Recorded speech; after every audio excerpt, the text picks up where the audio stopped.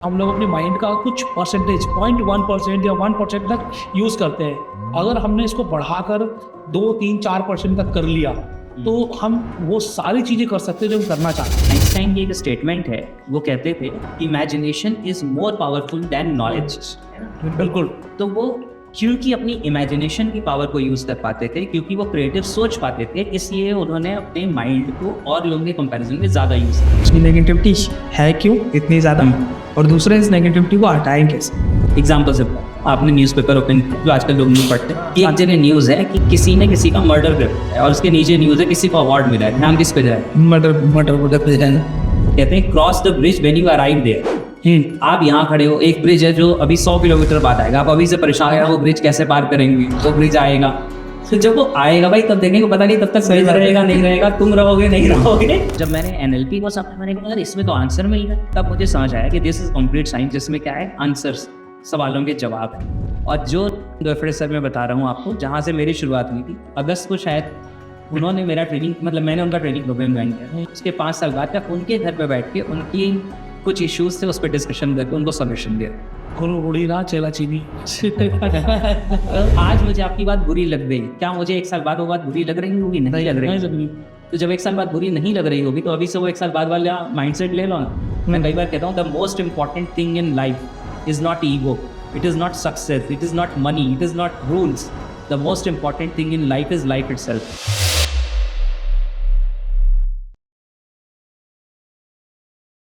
स्वागत है आपका the Ashish and Durvesh talk show में। तो आज के हमारे गेस्ट के बारे में जानते हैं। तो आशीष भैया, आज के हमारे गेस्ट कौन है? आज के जो हमारे गेस्ट हैं वो एक मास्टर एनएलपी ट्रेनर है, माइंड ट्रेनर है, लॉ ऑफ अट्रैक्शन ट्रेनर है, और इनका नाम है वेद प्रकाश जी। तो आज के पॉडकास्ट में वेद प्रकाश जी क्या बताने वाले हैं? आज की इस पॉडकास्ट में वेद प्रकाश जी आपको बताएंगे आप किस तरीके से माइंड का कंप्लीट यूज कर सकते हैं, किस तरीके से आप अपनी असीमित शक्तियों को पहचान सकते हैं, और ऐसी बहुत सारी चीजें जो आपने पहले सुनी भी नहीं होंगी। तो चलिए, ये पॉडकास्ट होने वाला है बहुत ही लर्निंगफुल। तो शुरू करते हैं the Ashish and Durvesh talk show. So Ved Prakash ji, आपका बहुत बहुत स्वागत है हमारे पॉडकास्ट में। Thank you so much Ashish ji, thank you Durvesh ji. कैसे हैं आप सर? बहुत बहुत बढ़िया, बहुत। आज बड़ा मजा आने वाला है आपके साथ बात करके, क्योंकि हम लोग बात करने वाले हैं माइंड की साइंस के ऊपर। ये जो हमारा दिमाग है काम कैसे करता है सर। बिल्कुल। और ये बचपन से मेरा यही इंटरेस्ट रहा है, इसी को ढूंढ रहा हूँ आज तक, और एक्सप्लोर करते करते बहुत लोगों तक पहुंचने का मौका मिला। और आज इसी साइंस की वजह से देखिए आज आप हम साथ में बैठे हैं, वरना शायद मुलाकात नहीं हो। मैंने एक मूवी देखी थी, इसमें बताया गया था कि हम लोग अपने माइंड का कुछ परसेंटेज 0.1% या 1% तक यूज करते हैं। अगर हमने इसको बढ़ाकर 2, 3, 4% तक कर लिया तो हम वो सारी चीजें कर सकते हैं जो हम करना चाहते हैं। और कहा जाता है आइंस्टाइन जी ने अपने दिमाग का 11% सिर्फ यूज किया था। इतने बड़े साइंटिस्ट रह चुके हैं। तो आज आप दर्शकों को बताइए कि साइंस ऑफ माइंड है क्या, कैसे इसको समझे, सो दैट हम अपने माइंड को समझ पाएं और अपनी लाइफ को बेहतर बनाने के लिए कुछ चीजें जो हैं अपने माइंड को ट्रेन कर पाए, ताकि हमारी लाइफ जो है वो अच्छी बने। बिल्कुल। तो सबसे पहले एक छोटी सी चीज समझते हैं, एक बेसिक कॉन्सेप्ट समझ लेते हैं, और वहां से फिर डिफरेंसेस।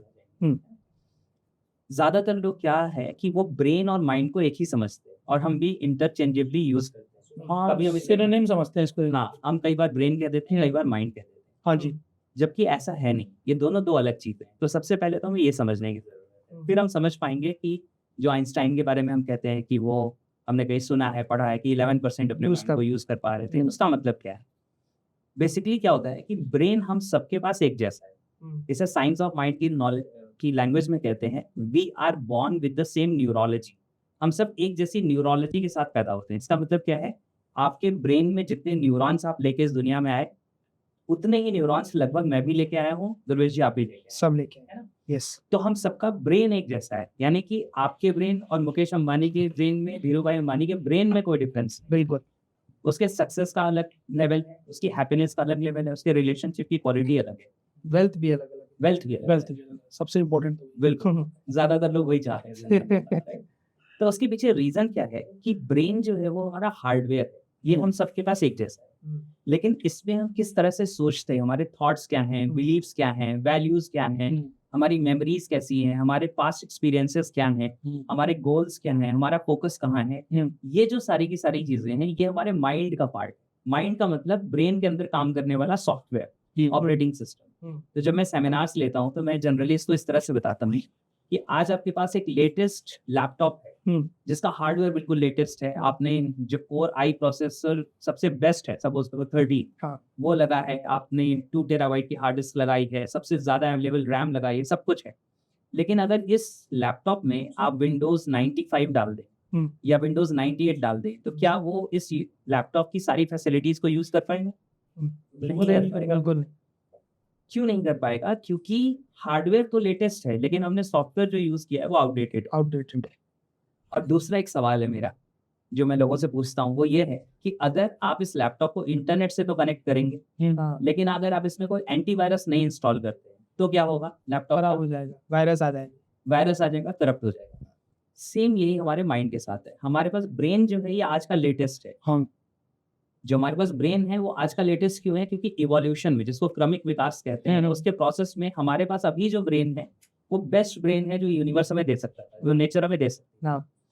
लेकिन जो हमारे पास ये सॉफ्टवेयर है, जो माइंड है, कोई आज से 200-400 साल पहले के बिलीफ सिस्टम के साथ काम कर रहा है, कोई अपने पेरेंट्स ग्रैंड पेरेंट्स की थॉट प्रोसेस के साथ आज भी काम कर रहा है। तो माइंड हमारा आउटडेटेड हो गया। दूसरी चीज क्या है कि हम जिस दुनिया में रहते हैं, इसमें अगर किसी से भी आप सवाल पूछें या मैं आपसे पूछता हूँ, हाँ। आज हमें पॉजिटिव ज्यादा सुनने को मिलता है या नेगेटिव ज्यादा सुनने को मिलता है? नेगेटिव। नेगेटिव तो बहुत जल्दी और बहुत ज्यादा सुनने को मिलता है। बिल्कुल। तो जैसे लैपटॉप को हम प्रोटेक्ट करने के लिए इसमें एक एंटीवायरस डाल देते हैं, हाँ। जो वायरस से बचा लेता है, तो क्या हमने कभी अपने ब्रेन को प्रोटेक्ट करने के लिए कोई एंटीवायरस डाला है इसके अंदर कि इस नेगेटिविटी से बचा ले? लोगों को पता ही नहीं कि एंटीवायरस होता है क्या होता ब्रेन के क्या लिए। बिल्कुल। तो यही जो चीज है, जो आपने सवाल पूछा था माइंड के बारे में, तो वही मैं बता रहा था कि हमारा ब्रेन है और माइंड है। तो ब्रेन हार्डवेयर है, माइंड उसके अंदर काम करने वाला सॉफ्टवेयर है। हमें इस माइंड को अपग्रेड भी करना पड़ेगा, और साथ के साथ इस माइंड को कोई चीज करप्ट ना कर दे, इसके लिए हमें इसमें एक एंटीवायरस जैसी प्रोग्रामिंग की भी जरूरत है, या हमें ऐसे टूल्स पता होने चाहिए जो हम अपने माइंड से नेगेटिविटी को डिलीट कर सकें, अपने फियर्स को, फोबियास को, एंजाइटी को डिलीट कर सकें। ये पॉसिबल है। अगर हम ये नहीं करेंगे तो लेटेस्ट ब्रेन होने के बावजूद हम इसका बेहतर यूज नहीं कर पाएंगे।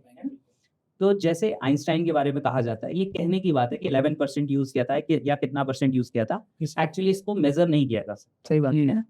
क्योंकि अभी तक भी ब्रेन को पूरी तरीके से हम नहीं जानते। अभी ब्रेन मैपिंग आ गई है, या जो ब्रेन के ऊपर जैसे हम इलेक्ट्रोड्स लगाते थे, हार्ट का ईसीजी करते थे, वैसे ही ब्रेन के लिए भी चीजें आ गई हैं।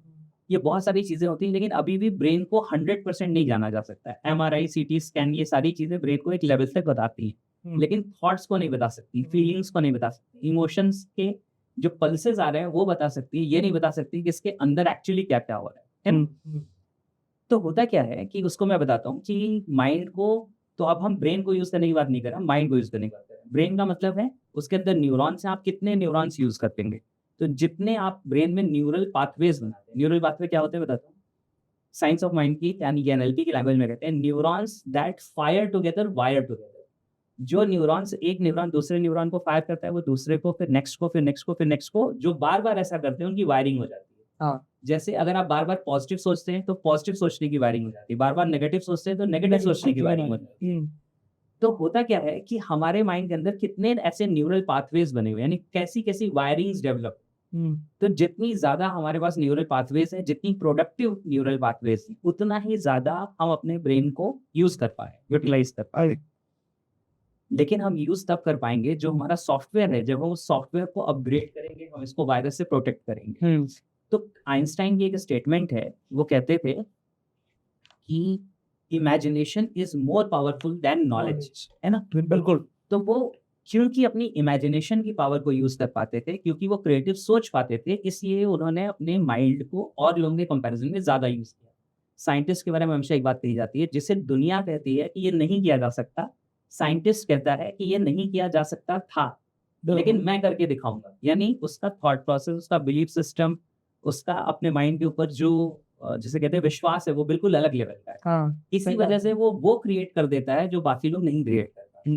तो आइंस्टाइन ने क्योंकि ऐसा किया, उन्होंने अपने माइंड के ऊपर फेथ किया। कहते हैं जब आइंस्टाइन को कोई आंसर नहीं मिलता था तो बहुत ही शांत कमरे में जाके बैठ जाते, और वहां पे फिर उनका माइंड में वो आंसर शून्य में से पॉपअप होता था। तो शून्य में से मतलब जब वो शांत हो गए तो माइंड ने क्या कर लिया, माइंड ने एक्सप्लोर करना शुरू कर दिया उन पॉसिबिलिटीज को जो अभी तक दिखाई नहीं दे रही। तो इस वजह से वो अपने माइंड को ज्यादा यूज कर सकते थे, और हम भी करना सीख सकते हैं। स्पेशली अगर हम एनएलपी की बात करें, साइंस ऑफ माइंड की बात करें, तो इसमें कहते हैं कि 1% can do something, you can learn to do it. अगर एक इंसान कुछ कर सकता सही है बात। और कुछ तो आप उसे करना सीख सकते हो, लेकिन सीखना पड़ेगा कि वो कैसे कर रहे हैं। और ये बिलीफ लाना पड़ेगा कि वो कर सकता है तो मैं भी कर सकता डेफिनेटली। तो बिलीफ डेवलप करने का क्या तरीका होता है, किस तरीके से? देखिए इसमें बेसिकली दो सवाल हैं। एक ये है कि बिलीफ डेवलप होता कैसे है, और हाँ जी। दूसरा है कि बिलीफ हम डेवलप कर कैसे। कर कैसे सकते हैं? तो आप दोनों पूछना चाहते हैं या दोनों ही कोई- चाहिए सर, अच्छा, अब बोल। सारे ही सवाल चाहिए, जवाब चाहिए। देखिए क्या होता है, सबसे पहले ये समझते हैं कि बिलीफ डेवलप होता कैसे। बिलीफ कैसे डेवलप होता है, जब हम इस दुनिया में आते हैं तो माइंड नाम का जो हमारा सॉफ्टवेयर है वो ब्लैंक होता है, उसमें कुछ भी नहीं होता है। हमारे पास ब्रेन होता है, हमारे पास 5 सेंसेस होती हैं। इन सेंसेस से जो हम आंखों से देखते हैं, कानों से सुनते हैं, राइट, स्किन से टच करते हैं, फील करते हैं, टेस्ट करते हैं, स्मेल करते हैं, 5 सेंसेस जिससे इंफॉर्मेशन रिसीव। बिल्कुल। हाँ जी। ये 5 सेंसेस जो होती है ये इंफॉर्मेशन अपने ब्रेन को भेजती है। ब्रेन इस इंफॉर्मेशन को प्रोसेस करता है, प्रोसेस करने के बाद ये इसे रजिस्टर करता है, ये सेव करता है। उसी जब वो सेव कर रहा है, प्रोसेस कर रहा है, तभी हमारी प्रोग्रामिंग डेवलप हो रही है। जैसे मैंने इसे टच किया और मुझे करंट लग गया, और मुझे अभी कुछ भी नहीं पता कि ये लैंप है या क्या है या लाइट है, अभी मैं छोटा बच्चा हूँ और मैंने छुआ और मुझे करंट लग गया, तो मेरे ब्रेन के लिए ये करंट मारने वाली या पेन क्रिएट करने वाली डिवाइस है। हाँ जी, बिल्कुल है ना? और ऐसा मुझे इसको टच करके भी लग गया, किसी और लाइट को टच करके लग गया, तो हर चीज जो लाइट एमिट करती है मेरे लिए वो झटका देने वाली मशीन है। मशीन। बिल्कुल। हाँ, जबकि ये एक फॉल्स बिलीफ होगा, ये रियल बिलीफ नहीं होगा, है ना? तो बिलीफ कैसे बनता है? बिलीफ बनता है हमारे एक्सपीरियंसेस से। फिर बिलीफ हमारा बनता है जैसी इंफॉर्मेशन हम गैदर करते हैं। जैसे अगर आप ये इंफॉर्मेशन गैदर करते हैं कि एक एवरेज इंसान सक्सेसफुल हो गया, वो कैसे सक्सेसफुल हुआ, आप इसको स्टडी करेंगे तो आपका बिलीफ डेवलप होगा कि एक एवरेज इंसान भी सक्सेसफुल हो सकता है। और अगर आप सिर्फ नेगेटिव लोगों के बीच में रहते हैं जो ये कहता है अरे जी कुछ नहीं होना दुनिया का, है ना, हम तो आम आदमी हैं, हम कुछ नहीं कर सकते, सरकार ने हमें लूट लिया, ये कर दिया, तो हमारे वैसे ही बिलीफ डेवलप हो जाएंगे और फिर हम जिंदगी में कुछ नहीं कर पाएंगे। तो बिलीफ डेवलप कैसे होता है? बिलीफ डेवलप होता है हमारे पर्सनल एक्सपीरियंसेस से, जैसे मैंने आपको बताया। दूसरा, जिस तरह की इंफॉर्मेशन हम गैदर करते हैं, है ना, जैसा हम अपने आप को रेफरेंसेस देते हैं। इसको एक और एग्जांपल से बताता हूँ। जैसे एक धागा होता है, एक धागा है, अगर इसके ऊपर एक दूसरा धागा हम चढ़ा देंगे, फिर तीसरा धागा चढ़ा देंगे, कुछ समय बाद ये रोप बन जाएगा। हाँ जी, ये स्ट्रांग हो जाएगा। तो in the same way belief होता है। पहला हमारा एक्सपीरियंस हुआ, मैंने इसको टच किया, मुझे करंट लगा, ये पहला धागा है। मैंने ऐसे ही किसी दूसरी चीज को टच किया और मुझे फिर करंट लग गया, तो धागे को धागा। तो होता क्या है कि जब हम ज्यादा रेफरेंसेस इकट्ठे करते हैं, यानी हमारे ज्यादा एक्सपीरियंसेस मैचिंग होने लगते हैं, तो वो बिलीफ बन जाता है। बिलीफ का मतलब अब वो स्ट्रांग हो गया। बिलीफ की डेफिनेशन एक बताता हूँ, feeling of absolute certainty that what something means to you, यानी कि आपको ये गहरा विश्वास क्या है कि इस चीज का मतलब क्या है, इसे कहते हैं बिलीफ। जैसे इसे छूने से करंट लगता है, मेरा गहरा विश्वास है, तो ये मेरा बिलीफ है। आपके लिए लाइट वाली डिवाइस है, हाँ जी, सही बात। आपके लिए लैंप है, जो इसका कपड़ा बनाता है उसके लिए बिजनेस अपॉर्चुनिटी। हाँ जी। समझ आ रही है चीज? तो ये पूरा गेम है बिलीफ का। तो बिलीफ डेवलप ऐसे होते हैं और स्ट्रॉन्ग ऐसे होते हैं, यानी जिस चीज के हम जितने रेफरेंसेस इकट्ठे करेंगे हमारा बिलीफ उतना स्ट्रॉन्ग होता है। अब है नया बिलीफ बनाते कैसे, ठीक है? तो नया बिलीफ जब हम बनाते हैं तो इस प्रोसेस में एक चीज की जरूरत पड़ती है कि अगर आपके पास पुराना रॉटन बिलीफ है, यानी कि जंग लगा हुआ बिलीफ है, खराब बिलीफ है, तो उसको तोड़ना भी पड़ता है। बिल्कुल। तो अगर आपने उस बिलीफ को तोड़ा नहीं तो नया बिलीफ प्लांट नहीं होगा। बिल्कुल। तो बिलीफ को तोड़ने के लिए जो सबसे स्ट्रांग टूल होता है वो होता है आर्ट ऑफ आस्किंग क्वेश्चंस। जैसे किसी ने कहा बिल्ली यहाँ से चली गई, उसने रास्ता काट दिया, अब मेरा दिल खराब होगा। आप उससे एक सवाल पूछे, भाई साहब बिल्ली भी कहीं जा रही थी, तुम भी कहीं जा रहे थे, हो सकता है तुमसे ज्यादा खराब दिन तो बिल्ली का निकल जाए क्योंकि तुम्हारी शक्ल देख ली उसने, है ना? तो जैसे ही आपने सवाल पूछा वो क्या हुआ, वो बिलीफ हिल गया। सही बात। तो हम कहते हैं बिलीफ इज लाइक टेबल। आपने एक सवाल पूछा तो उसका एक पाया टूट गया, दूसरा सवाल पूछा तो दूसरा पाया टूट गया, तो दो के बाद तो वो हिलने लगा, तीसरे के बाद वो टेबल ही नहीं रह गया, चलिए बिलीफ ही नहीं रह गया। तो जब भी हम किसी बिलीफ को बदलना चाहते हैं या नया बिलीफ अडॉप्ट करना चाहते हैं तो पहले हमें देखना चाहिए क्या हमारा कोई नेगेटिव बिलीफ तो नहीं है। जैसे एक एग्जांपल से बताता हूं। हाँ जी। एक इंसान कहता है आशीष जी आज तक मैं जिंदगी में कुछ नहीं कर पाया, आगे भी कुछ नहीं कर पाऊंगा, मेरी तो जिंदगी बर्बाद है। अब जब वो ये इंसान ये कह रहा है कि आज तक मैं जिंदगी में कुछ नहीं कर पाया, तो वो अपनी जिंदगी के सिर्फ उन इवेंट्स को देख रहा है जिसमें जो वो रिजल्ट चाहता था वो रिजल्ट उसको नहीं मिले, जबकि बहुत सारे ऐसे काम उसने किए हैं जिसमें उसे रिजल्ट मिले हैं। हाँ, सही बात है। लेकिन उसका ध्यान उन चीज़ों पे नहीं। तो अगर आप उनसे ये सवाल पूछते हैं, "भाई साहब, आज तक कभी भी रिजल्ट नहीं मिला, कभी भी नहीं, एक चीज़ में भी नहीं।" तो फिर ध्यान तो तुरंत याद आएगा कि नहीं यार, कई जगह तो रिजल्ट मिले। तो आपने उसका पहला जो लेग है टेबल का, वो ब्रेक तोड़ दिया, बिलीफ तोड़ दिया। फिर आप कहें कि अच्छा, एक चीज़ बताओ, जैसा काम करके आपको रिजल्ट मिला था, वैसा ही काम अगर आप आगे करो, तो क्या आपको रिजल्ट नहीं मिलेगा? मिलेगा। अब नया बिलीफ बनना शुरू होगा। और फिर आप उसकी पिक्चर्स बिल्ड करवा दें कि अच्छा, अगर आपने वो काम अच्छे तरीके से कर लिया, सक्सेसफुल लोगों से सीख लिया, दुर्वेश जी से, आशीष जी से सीख लिया, अब ये जिस तरीके से सक्सेसफुल हो रहे हैं, अगर आप उस पैटर्न को फॉलो करोगे, तो आप बताओ, आज से 5 साल अगर आपने डेडिकेटेड होके इस ट्रैक पे काम कर लिया, तो 5 साल बाद आपको क्या नज़र आता है? अब उसके माइंड में जो इमेजेस बनेंगी, उन इमेजेस की वजह से क्या होगा, उसका बिलीफ और स्ट्रॉन्ग होगा। अब धागे पे धागा चढ़ गया, अब उसको रेफरेंसेस मिल रहा है ना?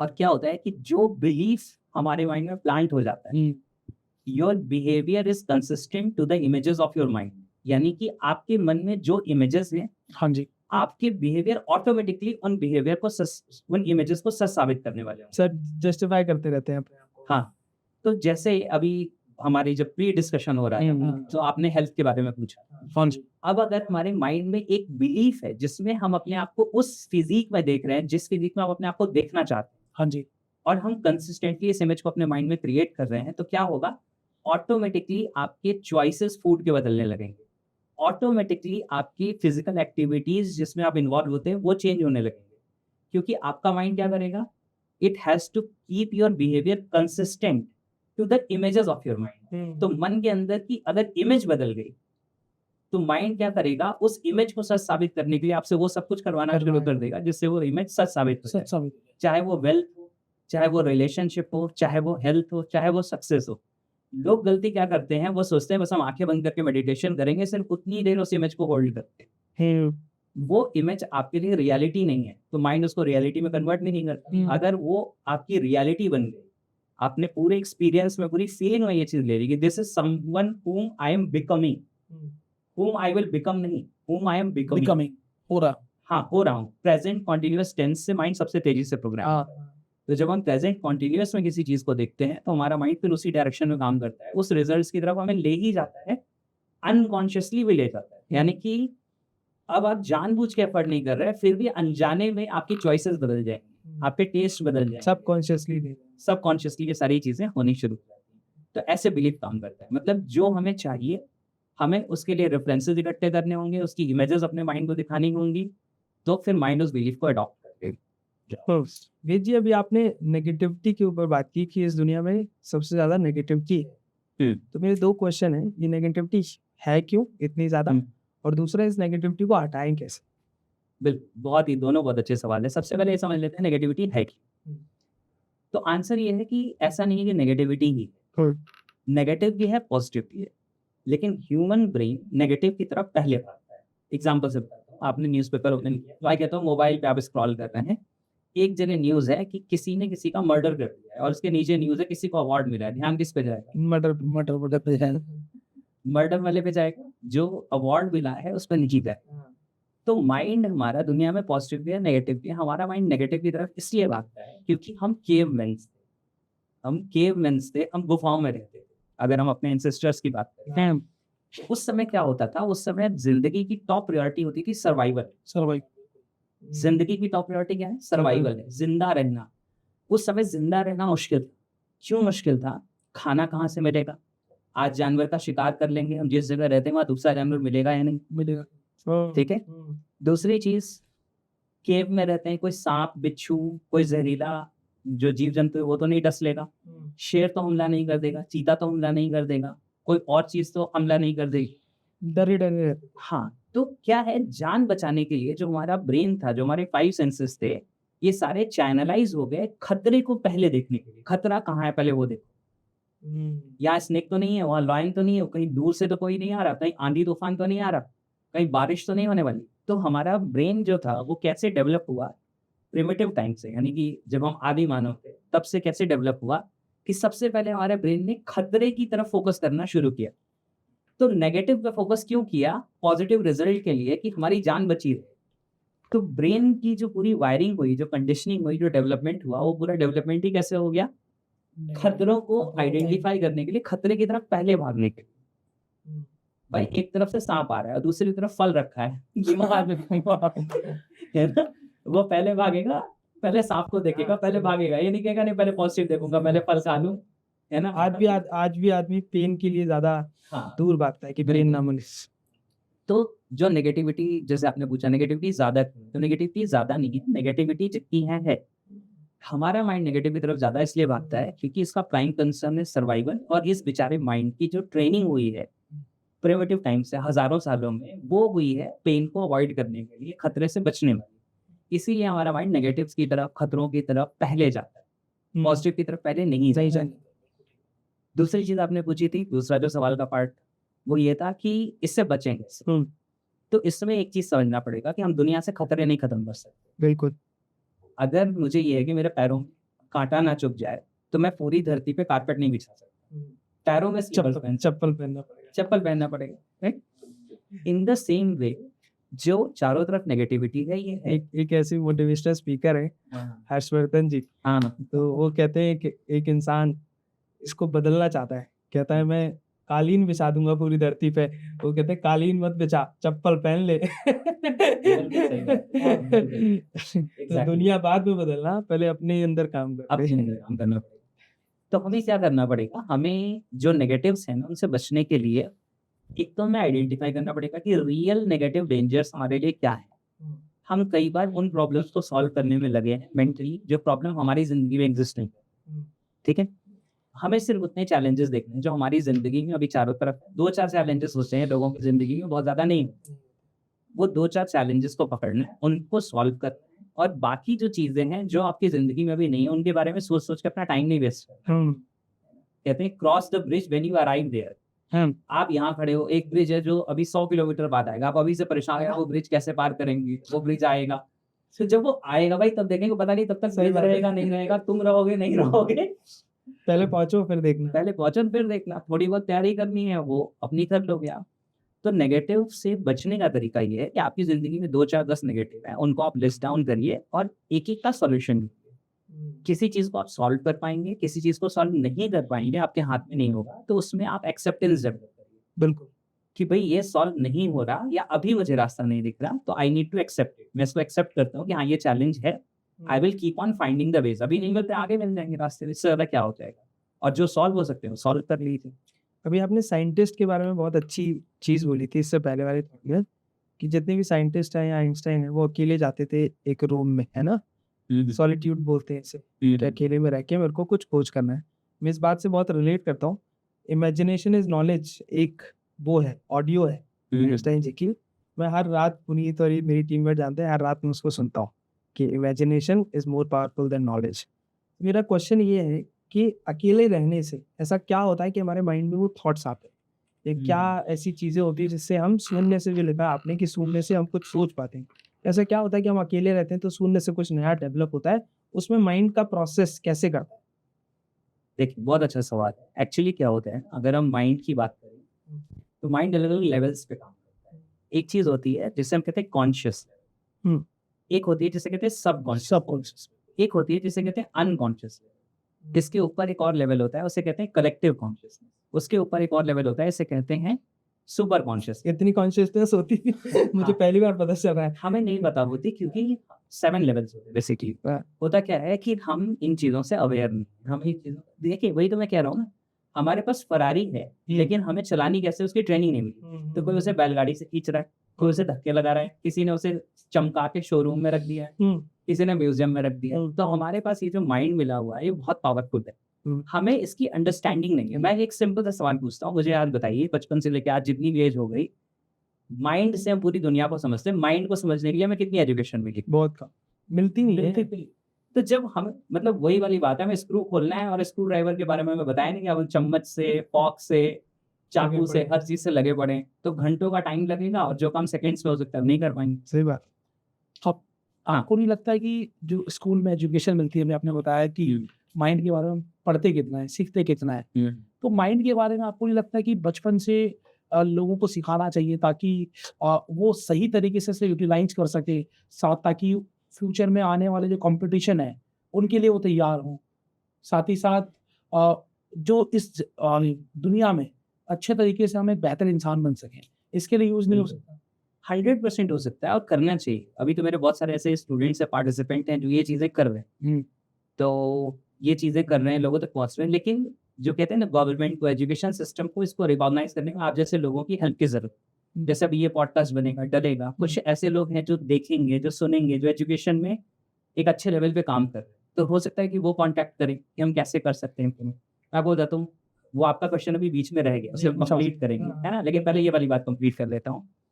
जैसे बच्चे रट के याद करते हैं, साइकोलॉजी कहती है the worst method of learning is rote method, यानी रट के याद करना दुनिया का सबसे घटिया याद करने का तरीका है। लेकिन हम याद कैसे करते हैं? रट के। Hydrogen, helium, lithium, barium, boron, carbon, nitrogen, oxygen. हमें तो सिखाया गया था हेलिना की रब से फरियाद। हाँ, तो वो क्या है ना, तो जैसे ये है, ये निमोनिक्स जो आपने नई चीज सीखी, इसको निमोनिक कहते हैं। अच्छा, निमोनिक का मतलब होता है वो शॉर्ट फॉर्म एब्रिएशन, ऐसे हम जिससे बना के दिमाग में याद याद करते हैं, रहे। लिंक्स बना देते हैं। लेकिन स्कूलों में क्या ये भी पढ़ाया रटने का ही तरीका है एक। हाँ, तो हम क्या करते हैं, जब हम रोट मेथड यूज करते हैं तो मेन चैनल को यूज करते हैं, वो है जैसे हम गाने याद करते हैं, रिदम। लेकिन इसके अलावा हमारा माइंड 5 और सेंसेस में काम करता है। हम चीज़ों को विजुलाइज कर सकते हैं, देख सकते हैं, टच कर सकते हैं, फील कर सकते हैं, स्मेल कर सकते हैं, ऐसे बहुत सारे चैनल्स हैं। तो वो मेमोरी टेक्निक स्कूल में सिखाई नहीं जाती। हर बार क्लास 7 से आप 8 में सिलेबस बढ़ गया, लेकिन आपकी कैपेबिलिटी नहीं बढ़ी। भाई आपके टूल्स नहीं बढ़े, ठीक है ना? आपके पास टूल्स वही हैं, आपको नई चीज़ दे दी गई, तो बच्चों के ऊपर इसीलिए इतना लोड है, प्रेशर है, उसकी ज़रूरत है। दूसरी बात, ये स्कूल में सिखाया जाना चाहिए, लेकिन सिखाने के लिए फिर जो इंक्लिनेशन वाले लोग, जैसे जिनका इस साइंस ऑफ माइंड में इंटरेस्ट हो, वही सिखा पाएगा। इसे आप चैप्टर की तरह पढ़ा देंगे तो बच्चा भी चैप्टर की तरह याद करके रट के एग्जाम में लिख के मार्क्स ले आएगा, एनएलपी में या साइंस ऑफ माइंड। उससे उसको मिलेगा कुछ नहीं। मिलेगा तब जब इसे वो लोग सिखाएंगे जो लोग इसे जी रहे हैं। तो इसकी गेस्ट लेक्चर्स होने चाहिए, यानी कि जैसे लोग जो साइंस पे काम करते हैं, ऐसे लोगों को कॉलेजेस को, स्कूल्स को अपने पास इन्वाइट करना चाहिए। बच्चों के लिए टाइम टू टाइम, हर 2 महीने 3 महीने में आप एक सेशन रखिए, वो आपको कुछ चीज़ें वहाँ सिखाएंगे, बच्चे कुछ नई चीज़ें लर्न करेंगे, फिर उनको वीडियो बेस्ड कोर्सेज दे दीजिए, तो एजुकेशन सिस्टम में अडॉप्ट हो जाएगा। बच्चों को ये चीज़ें नहीं पता है और इसी वजह से उनका पोटेंशियल वेस्ट होता है। अब आपके उस क्वेश्चन पे आ जाते हैं जो आपने बोला था कि शून्य आंसर क्यों मिलता है। देखिए क्या होता है कि माइंड अलग अलग लेवल पे काम करता है। मैंने आपको बताया, देखिए conscious level, subconscious level, unconscious level, उसके बाद आता है कलेक्टिव कॉन्शियस, उसके बाद आता है सुपर कॉन्शियस। अब क्या होता है कि इसमें आपको कई सारे सवालों का जवाब मिलता है। कॉन्शियस लेवल का मतलब होता है अवेयरनेस का लेवल। जैसे अभी आप मुझसे बात कर रहे हैं, आप मुझसे बात कर रहे हैं और आप मेरी बातों को एनालाइज कर रहे हैं, प्रोसेस कर रहे हैं। बिल्कुल। तो इसमें आपका अवेयरनेस इन्वॉल्व हो रहा है, इसमें आपकी अवेयरनेस इन्वॉल्व हो रही है, इस समय आप होश में, कॉन्शियस। तो ये माइंड के कॉन्शियस लेवल पे प्रोसेस हो रहा है। जैसे लैपटॉप में रैम में कोई चीज प्रोसेस होती है, तो वही प्रोसेस हो रहा होता है जब करंट में प्रोसेस चल रहा है। करेक्ट।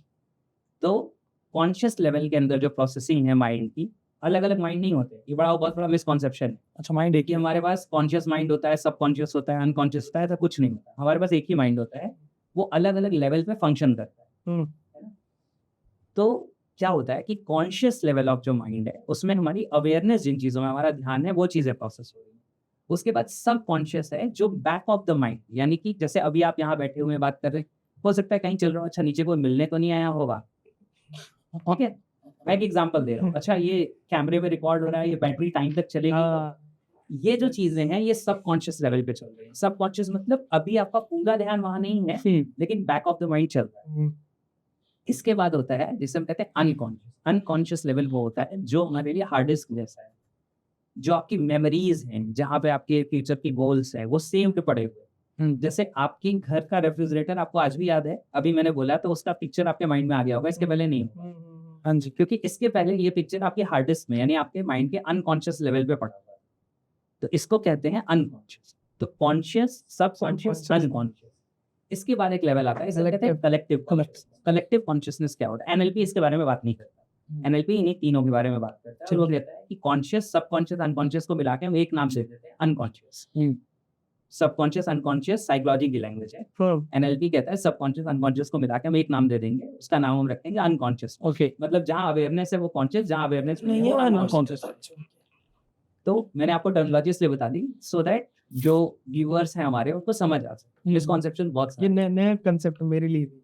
पहले मैं भी यही सोचता था एंड कभी-कभी तो ऐसा होता था मेरे साथ, मैंने गलती से अनकॉन्शियस बोल दिया तो कहते हैं लोग अनकॉन्शियस नहीं होता, सबकॉन्शियस होता है। अब मेरे को ये जस्टिफिकेशन पता चला इसका। हाँ, तो वो लोग एक्चुअली ये मैंने बोला ना, लोग इसको पढ़ते नहीं, हमें पढ़ाया ही नहीं गया, मुझे कहाँ पता था, मैं बीटेक में था, मुझे एबीसीडी नहीं पता थी इस चीज़। तो ग्रेजुएशन के बाद जब मैंने भी कुछ ट्रेनिंग ली है तब पता चला कि माइंड में कुछ सबकॉन्शियस और अनकॉन्शियस भी चीज होती है। हाँ। अदरवाइज नॉलेज थी नहीं इसकी भी। बिल्कुल, पहले तो हम अनकॉन्शियस समझते थे, इंसान बेहोश हो गया, अनकॉन्शियस हो गया तो वो बिल्कुल ऐसा नहीं। तो इसको हिंदी में कहते हैं चेतन मन, अवचेतन मन, अचेतन मन। तो चेतन मन मीन कॉन्शियस माइंड, अवचेतन मन यानी सबकॉन्शियस माइंड, अचेतन मन यानी अनकॉन्शियस माइंड। तो एनएलपी की लैंग्वेज में हम सबकॉन्शियस अनकॉन्शियस को मिला के एक नाम देते हैं और हम कहते हैं अनकॉन्शियस।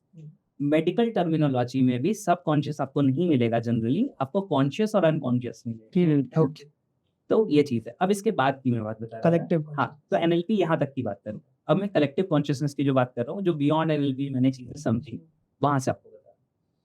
तो एक कॉन्सेप्ट है जिसमें आपने कई बार देखा होगा, जैसे आप किसी के बारे में सोच रहे हैं, उसका फोन आ होता है, ऐसा अक्सर होता है। हाँ ऐसा अक्सर होता है। उस समय आप जिस माइंड के लेवल को एक्सेस कर रहे हैं वो कलेक्टिव कॉन्शियसनेस है। कलेक्टिव कॉन्शियसनेस में ऐसे आप ये समझिए कि ब्रेन तो हार्डवेयर, जिसके अंदर जो हमारा माइंड है, इसके अंदर मतलब एनर्जी लेवल का समझ लो, लाइक की एनर्जी डायनेमिक्स। कई बार आपने ऐसा देखा होगा कि आपने कोई आइडिया सोचा, आपने वो आपका आइडिया था, आपने क्रिएट किया था, आपने उस पर काम नहीं किया, आपको 6 महीने साल भर के बाद कोई दूसरा इंसान उसी आइडिया पे काम करके सक्सेसफुल होता हुआ दिखाई देगा। फिर अंदर से आती है, यार ये तो मेरा आइडिया था, मैंने इस पे काम नहीं किया, इसे कैसे पता चला? एक्चुअली उस इंसान ने कलेक्टिव कॉन्शियसनेस को एक्सेस किया। तो मैं बताता हूँ कलेक्टिव कॉन्शियसनेस क्या होता है। कलेक्टिव कॉन्शियसनेस क्या होता है? हम सबके दिमाग आपस में जुड़े हुए, यहाँ जितने भी हम सारे लोग हैं, या यहाँ नहीं, पूरी दुनिया में सबके इंसान के माइंड आपस में कनेक्टेड। ये हमें दिखता नहीं। कभी कभी हमारा माइंड उस फ्रिक्वेंसी पे चला जाता है, यानी हमारे थॉट्स का लेवल उस रिसेप्टिव फ्रिक्वेंसी पे चला जाता है, जिस फ्रिक्वेंसी में हम किसी और के साथ उसकी माइंड के लेवल पे एक तरीके से कनेक्ट हो जाते हैं। कलेक्टिव कॉन्शियसनेस है ना, टेलीपैथी जैसा। तो टेलीपैथी के पीछे जो साइंस काम करता है वो ये करता है। अच्छा, तो अब क्या है कि उस पर्टिकुलर टाइम पे जहाँ पे हमारे माइंड कनेक्टेड, तो किसी चीज का जवाब मैं ढूंढ रहा हूँ और आपके मन में वो जवाब था, तो हो सकता है वो जवाब मैं कैच कर लूं, क्योंकि I am accessing collective consciousness. समझ आ रही है? आप किसी को याद कर रहे थे और वो पर्सन का आपके पास कॉल आ जा रहा है, क्योंकि आपके माइंड कलेक्टिव कॉन्शियसनेस पे कहीं ना कहीं एक दूसरे के साथ कनेक्ट हो। तो किसी के साथ ये ज्यादा होता है, किसी के साथ कम, ठीक है ना। जो लोग अंदर की दुनिया में ज्यादा सुलझे हुए होते हैं उनके साथ ये ज्यादा होता है, क्योंकि आपकी कॉन्शियस और अनकॉन्शियस, सबकॉन्शियस, अनकॉन्शियस की जो उलझने हैं वो आपको कलेक्टिव कॉन्शियसनेस में जाने नहीं देती। तो जितनी आपकी अंदर की दुनिया सेटल डाउन होती है, जब आप मेडिटेशन करते हैं, जब आप शून्य में होते हैं, जैसे आइंस्टाइन के बारे में आप कह रहे हैं, उस सिचुएशन में वो लोग क्या कर पाते हैं, क्योंकि अपनी उलझने उनकी शांत हो गई है, तो वो कलेक्टिव कॉन्शियसनेस को एक्सेस कर रहा है उस समय। समझ। और उसके ऊपर भी होता है सुपर कॉन्शियस की। अगर कलेक्टिव कॉन्शियसनेस पे भी वो आंसर नहीं है, तो जो यूनिवर्सल कॉन्शियसनेस है, जिसको हम सुपर कॉन्शियस कहते हैं, कॉस्मिक कॉन्शियसनेस भी कहते हैं कई बार, तो आपका माइंड यूनिवर्स से उस लेवल पे इंटरेक्ट कर रहा होता है। यानी यूनिवर्स में अगर उस आंसर की पॉसिबिलिटी है और आप उस लेवल तक अपने माइंड को ट्यून कर पा रहे हैं, तो आपका माइंड उस आंसर को कैच कर सकता है। क्या बात।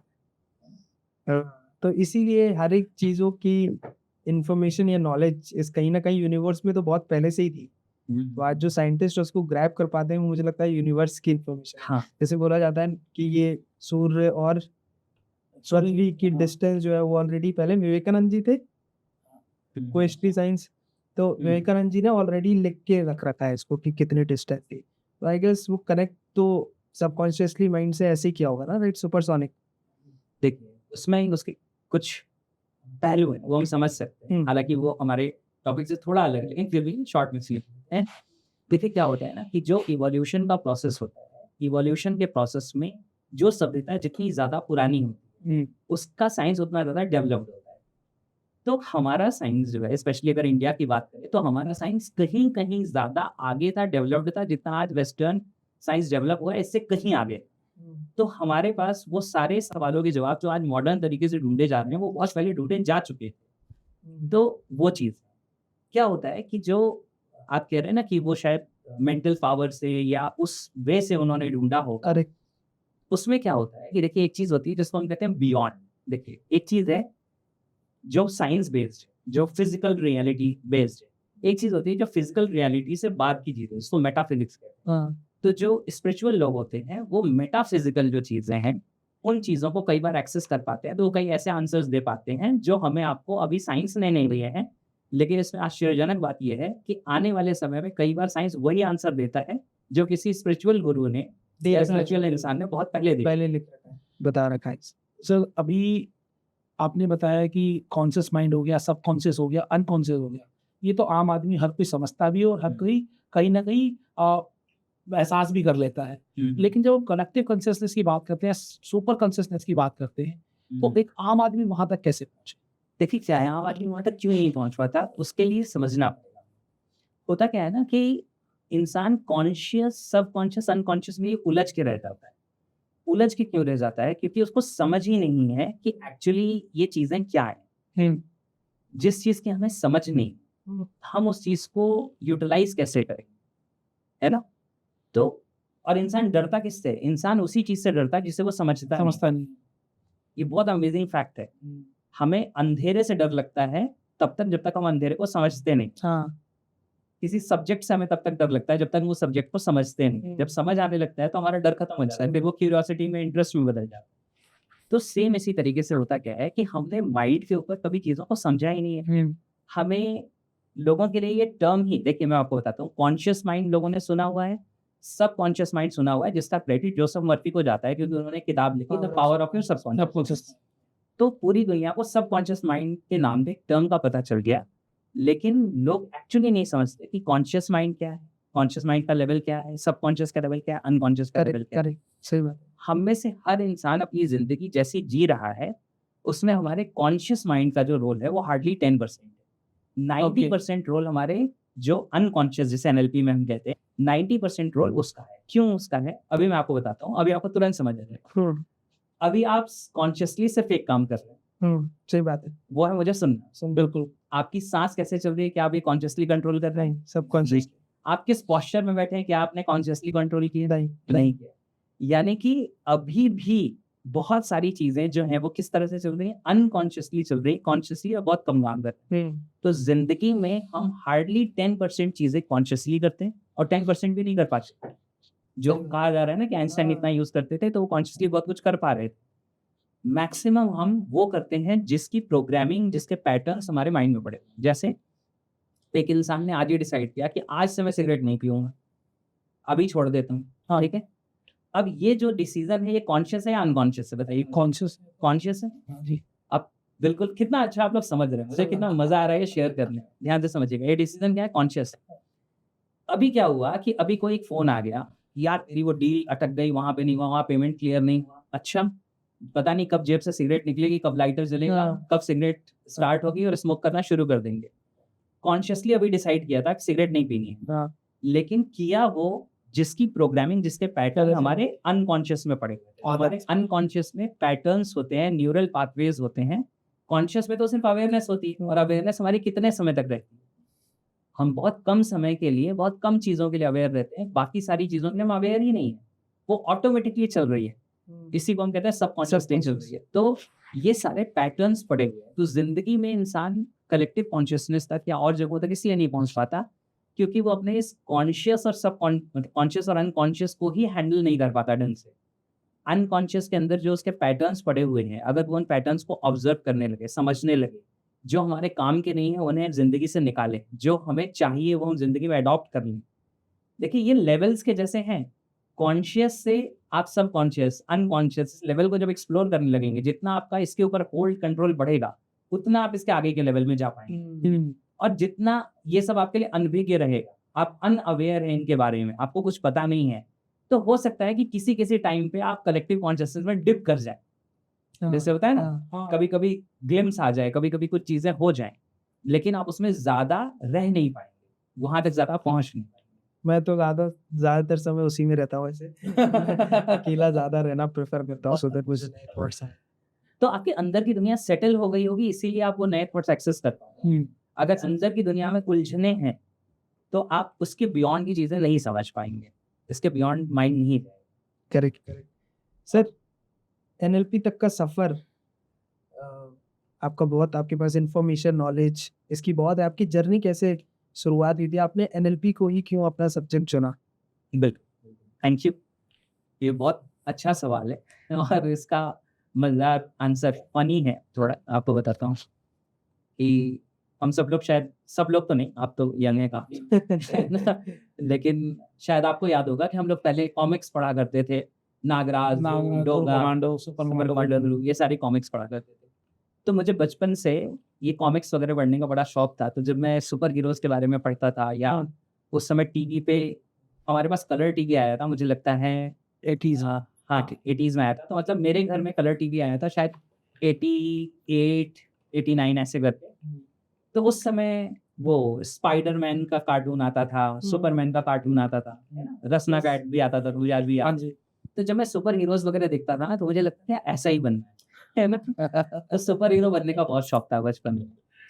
तो लेकिन क्या होता है, सुपर हीरो क्या करता है, वो बुरे लोगों को मारता है, अच्छे लोगों को बचाता है, ये करता है। सर फनी इंसिडेंट बताता हूँ, हाँ। ये हम सबको ही होता है। हाँ, तो बचपन में एक बेन 10 करके एक, हाँ, हाँ। आपको बताओ, आता था एक कार्टून।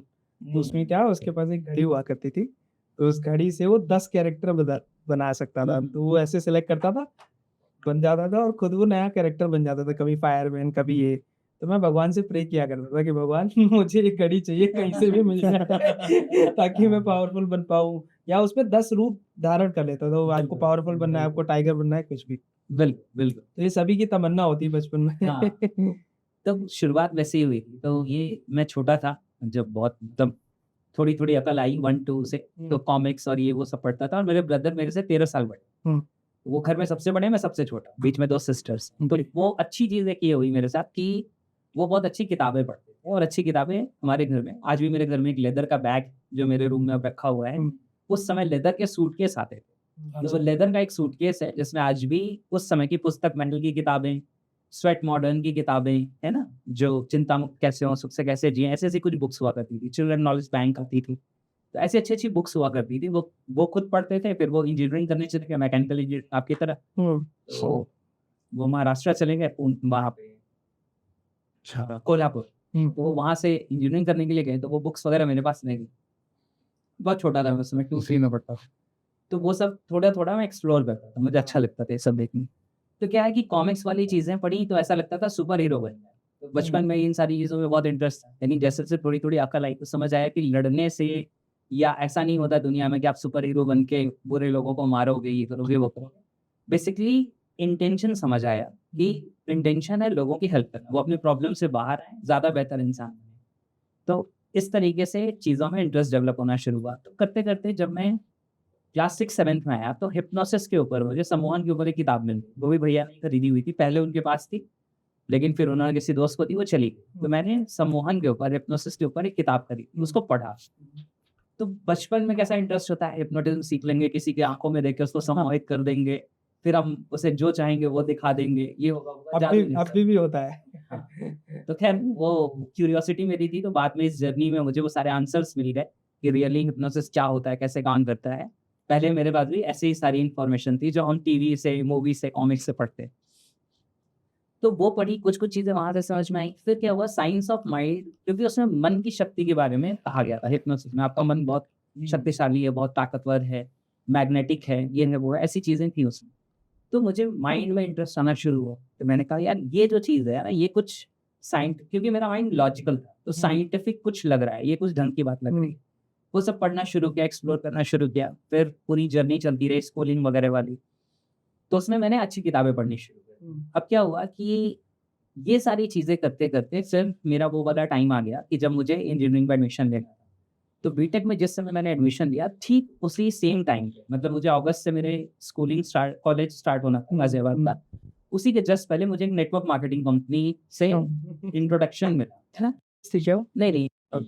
तो बेसिकली हाँ, तो है, हम नाम छोड़ दें। तो नाम छोड़ दें कि ज़्यादा बेहतर है। फिर क्या हुआ, इंजीनियरिंग वाले कॉलेजेस के जो बच्चे होते हैं ना, सबकी ज़्यादातर यही कहानी है। हाँ, मैं भी जब फर्स्ट ईयर में था तो मेरे को भी प्लान दिखाया गया। हाँ। ऐसे मतलब चौराहे पे खड़े होके उन्होंने अपने आप को करोड़पति घोषित कर दिया और अपना की सुना।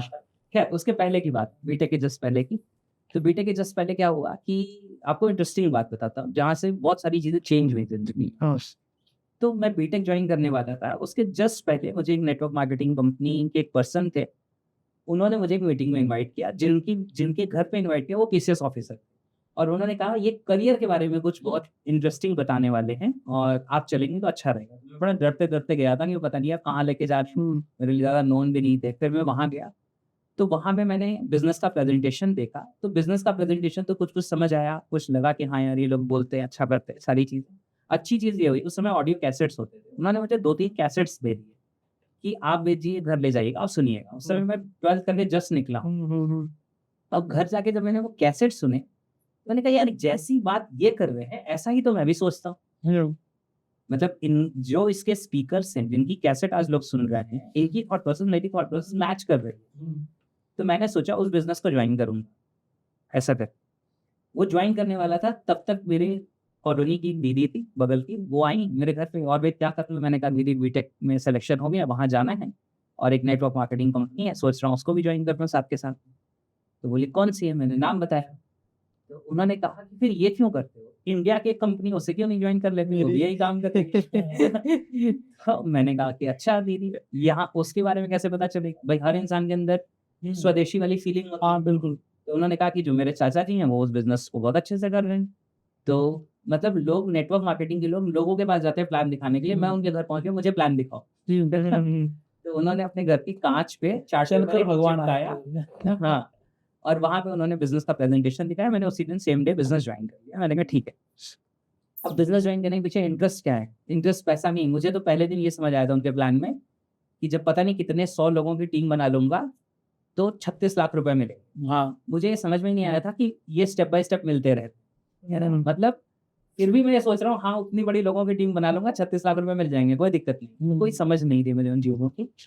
माहौल अच्छा लगा था, तो वो क्या किया, मैंने ज्वाइन कर लिया। उसके बाद उन्होंने क्या बोला कि 11 या 12 अगस्त को एक पर्सन आने वाले हैं पूना से, उनकी ट्रेनिंग है, उनकी ट्रेनिंग में चलेंगे, बहुत कुछ सीखने को मिलेगा।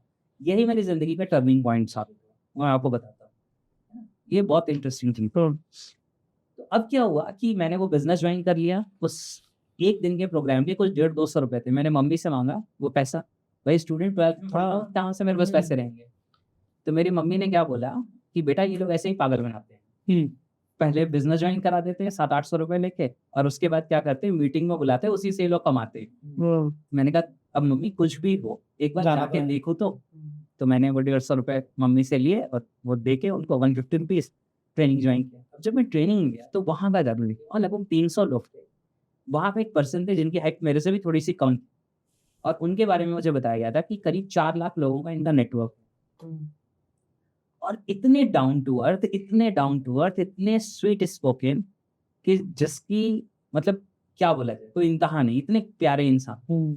तो जब मैंने उनको स्टेज से देखा, मैंने कहा आज तक मैंने अपने आस-पास की दुनिया में देखा है कि कोई ज़रा-सी सीनियर पोस्ट पे हो जाता है, तो उसका ईगो, उसका एटीट्यूड देखते बनता है। और इस पर्सन के बारे में बताया जा रहा है कि 5-7 लाख रुपए महीना कमाते हैं, 4 लाख लोगों से ज़्यादा का नेटवर्क है, 300 लोग मेरे सामने हॉल में हैं जो इनकी इतनी रिस्पेक्ट कर रहे हैं, और ये पर्सन इतना डाउन टू अर्थ, इतना सॉफ्ट स्पोकन, ऐसा ही तो मुझे भी होना है, ऐसा ही तो मैं बनना चाहता हूँ।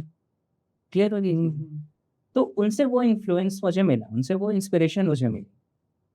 तो वहाँ से जो है वो डेट मेरी डायरी में आज भी लिखी हुई है। तो वहाँ से वो मेरी शुरुआत हुई। वहाँ पे मैंने उनको सुना, उन सारी चीज़। उसमें भी एक मज़ेदार किस्सा हो गया। जब प्रोग्राम खत्म हुआ तो उन्होंने कहा कि ये प्रोग्राम वैसे तो मैं 1 दिन के लिए करने आया था, लेकिन आप लोगों का रिस्पॉन्स देख के मैं इसको 1 दिन का और एक्स्ट्रा करने वाला। अब मेरे दिमाग में सवाल ये है, बाकी प्रोग्राम तो ठीक है, 150 रुपए और कहाँ से लाऊँ? फिर उसके बाद फिर मम्मी से माँगे किसी तरीके से, क्योंकि अब मुझे एक चीज़ पता चल गई, जो मैं देख के आया हूँ, जो मैं फ़ील करके आया हूँ, वो मेरी मम्मी ने नहीं देखा। लेकिन एक चीज़ मुझे बचपन से पता है कि मैं हमेशा सही ट्रैक पे रहा हूँ, मेरी कोई गलत आदत नहीं है, तो उन्हें ये पता है कि ये गलत चीज़ के लिए पैसे नहीं माँगते। हाँ, सही बात। उतना फ़ेथ मुझे था, मिल गए पैसे। फिर मैं अगले दिन गया, तो अगले दिन मुझे उनसे मिलने का मौका मिला। तो मैंने कहा कि पूरे दिन प्रोग्राम हुआ, बहुत अच्छा हुआ, सब कुछ बहुत अच्छा रहा। लास्ट में ये हुआ कि होटल में 4-4 लोगों के ग्रुप में आप जाएँगे और उनसे आप मिल सकते हैं। तो वो बैठे हुए हैं, आप 4 लोग जाएँगे, फिर वो बाहर निकलेंगे 5-10 मिनट बाद, फिर अगले 4 लोग जाएँगे। तो मेरा नंबर था। तो मैं उनके पास गया तो उन्होंने पूछा कि वेद जी आप क्या करते हैं? तो मैंने बोला कि सर अभी-अभी मेरा बीटेक में एडमिशन हुआ है, कंप्यूटर साइंस से करने जा बस है। बोले आप सारी पढ़ाई वगैरह सब कुछ बहुत अच्छे से करिए, 2 किताबें पढ़िएगा। मैंने कहा कौन सी बुक्स? तो उन्होंने बोला कि पहली बुक है द मैजिक ऑफ थिंकिंग, बड़ी सोच का बड़ा जादू, हाँ। और दूसरी किताब है how to win friends and influence people, लोक व्यवहार। हम्म। और लाइन क्या बोली उस समय, लोक व्यवहार 85 रुपए की आती थी, 85 रुपीज था, 85 रुपए की किताब है, 85 करोड़ की नॉलेज। अच्छा। तो मैंने कहा ये बात दिमाग में जाके फिट हो गई, मैंने कहा यार बस यही तो चाहिए। वहां से जर्नी शुरू हुई, मैं वहां से वापस आया, किताबें पढ़ना शुरू की, बीटेक के साथ साथ पैरेलली उस बिजनेस को डेवलप किया था। 32 सिटीज में मेरा बिजनेस डेवलप हो गया, जो मेरे नेटवर्क मार्केटिंग नेटवर्क मार्केटिंग। कितने लोग टोटल? ज्यादा लोग नहीं थे, 150 के आसपास लोग थे। अच्छा। लेकिन अलग अलग जगह के थे, तो पोटेंशियल कितना ज्यादा होगा, वहां पे ग्रो करेंगे। लेकिन मैं ऑब्जर्व कर रहा था, मैंने पढ़ना शुरू कर दिया था, मैंने नेटवर्क मार्केटिंग को भी पढ़ना शुरू कर दिया था, क्योंकि इंटरनेशनल किताबें पढ़ने लगा। जब वो पढ़ने लगा तो मुझे लगा कि यार ये जैसा किताबों में लिखा है सक्सेसफुल बिजनेस के लिए और जो हमारी कंपनी फॉलो कर रही है, दोनों में कुछ लोचा है, कुछ तो गड़बड़ है। तो मुझे दिखने लगा। फिर मैं दिल्ली में सेंटर्स हुआ करते थे, उनके डिपो कहलाते थे, मैं वहां जाता था। तो पहले जिस लेवल पे थे वो ग्रेजुअली रिड्यूस होता हुआ दिख रहा था मुझे, मतलब product wise, training wise, seminar wise, उनके ट्रेनिंग बड़े अच्छे होते हैं। मतलब मुझे लगता है कि शायद 6-8 महीने के अंदर ये हो गया कि गाजियाबाद में जो ट्रेनिंग है उसकी रिस्पॉन्सिबिलिटी मुझे मिल गई, क्या कि वहाँ पे स्पीकर को आप इनवाइट करेंगे, हॉल आप बुक करेंगे, ट्रेनिंग आप करेंगे। तो मेरी ग्रोथ बहुत फास्ट हुई उसमें। तो अब क्या हुआ, ये सारी चीजें हो गई, लेकिन मुझे कंपनी के साथ दिक्कत दिख रही थी। उस कंपनी की टैगलाइन थी, अब मैं इसलिए बोल सकता हूँ क्योंकि अब वो कंपनी ने स्ट्राइक ऑफ कर दिया, मतलब बंद हो गई। तो हो गई या हो रही है? मेरे ख्याल से हो गई होगी, क्योंकि 2-3 साल पहले का वो था उसका बंद होने का। तो उसमें क्या था कि वहां पे कहते थे जहाँ सपने साकार होते हैं। बाद में मैंने एनएलपी सीखी, हिप्नोसिस को सीखा, तो मुझे समझ में आया हिप्नोटिक स्टेटमेंट का। उसमें उन्होंने ये नहीं लिखा हमारे, उन्होंने अपने कर लिए। हाँ अपने कर लिए, हमारे ब्रैकेट में उन्हें लिखना था हमारे, वो उन्होंने नहीं लिखा, उन्होंने लिखा जहाँ सपने साकार होते हैं।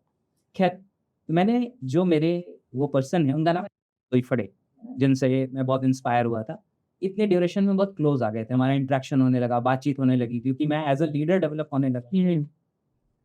तो उनसे बहुत क्लोज रिलेशन डेवलप हो गए, बहुत अच्छी बॉन्डिंग डेवलप हो गई। तो जब मैंने उनसे ये सारी चीज़ें शेयर की कि सर जो मैं देख रहा हूँ अपनी कंपनी में होते हुए और जो होना चाहिए वो दोनों मैच नहीं कर रहे, कुछ गड़बड़ है। तो बोले वेद जी, इसी गड़बड़ की वजह से पिछले 1.5-2 सालों से मेरी कंपनी से फाइट चल रही है। मैंने कहा अच्छा। तो उन्होंने कहा कि मैं कंपनी को यही कह रहा हूँ कि इन चीज़ों को रिजॉल्व करो, और वो रिजॉल्व नहीं कर रहे। टॉप पे कुछ ऐसे लोग बैठे हुए हैं जो अल्टीमेटली हर बार नए लोगों को बिजनेस में लेके आते हैं, कंपनी के पास एक वेल्थ आ जाती है ना, और बिजनेस ऐसे चलता जा रहा है, और जो पुराने लोग हैं वो छूटते जा रहे हैं, टूटते जा रहे हैं। मैंने कहा सर अगर ऐसा है तो अब मैं नेटवर्क डेवलप नहीं कर सकता, क्योंकि जब तक मुझे ये चीज़ रियलाइज नहीं हुई, मेरी एक वैल्यू है कि मैं अपना नुकसान कर सकता हूँ, जानबूझ के किसी दूसरे का नुकसान नहीं। सही बात, सही बात। तो मैंने कहा अब मैं नेटवर्क डेवलप नहीं करूंगा, जितने लोग मेरे नेटवर्क में हैं उनको जो सर्व कर सकता हूँ वो करूंगा, उनको सिखाऊंगा, बताऊंगा, सारी चीज़ें करूंगा, आगे नेटवर्क हम डेवलप नहीं करेंगे। तो मैंने नेटवर्क डेवलप करना बंद कर दिया। फिर उसके बाद वो एक अलग कहानी में सब चलती रही। और उसमें अच्छी बात क्या थी, मज़ेदार बात क्या थी कि पहले मुझे ये पता था कि ये जो ट्रेनिंग्स होती हैं, क्योंकि मैं बनारस में रहता था, मुझे क्या पता ट्रेनिंग सेमिनार क्या होता है। तो मुझे पता ही नहीं था कि ऐसा कोई प्रोफेशन भी होता है। मुझे सिर्फ इतना पता था कि नेटवर्क मार्केटिंग में ऐसी ट्रेनिंग होती है, वही देखी थी मैंने। जब मैं दिल्ली आ गया और यहाँ के ट्रेनिंग प्रोग्राम ज्वाइन करने लगा, तो उसमें ऐसे ऐसे और लोग मिल गए जिन्होंने यहाँ पे मुझे बताया कि एक ट्रेनर आ रहे हैं, उनका ट्रेनिंग प्रोग्राम होने वाला है दिल्ली में, उनका सेमिनार होने वाला है। तो जब मैंने देखा कि अच्छा ट्रेनिंग जैसा कोई प्रोफेशन भी होता है, लोग ट्रेनिंग भी देते हैं, लोग ट्रेनर भी होते हैं, तो फिर मैंने जब और लोगों के ज्वाइन किए और जब मैंने उनकी चीज़ें देखी, तो मुझे एक बात समझ में आई कि इनमें जो मैं और लोगों की चीज़ें देख रहा हूँ, उनके में 40% वैल्यू है तो 60% मार्केटिंग।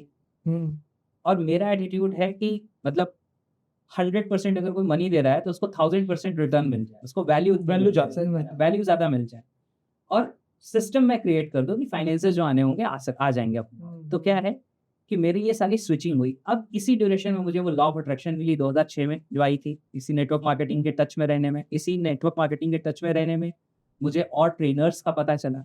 इसी नेटवर्क मार्केटिंग की एक सीडी सुनते सुनते मुझे एनएलपी नाम के साइंस का पता चला। अच्छा। तो मेरे लिए वो टर्निंग पॉइंट साबित हो। अब क्या है कि जब मैंने लॉ ऑफ अट्रैक्शन को सुना, बाकी और चीजें, तो उस समय हमारे यहाँ उस समय आउटपुट हुआ करता था, फिर फेसबुक नया आया था, है ना?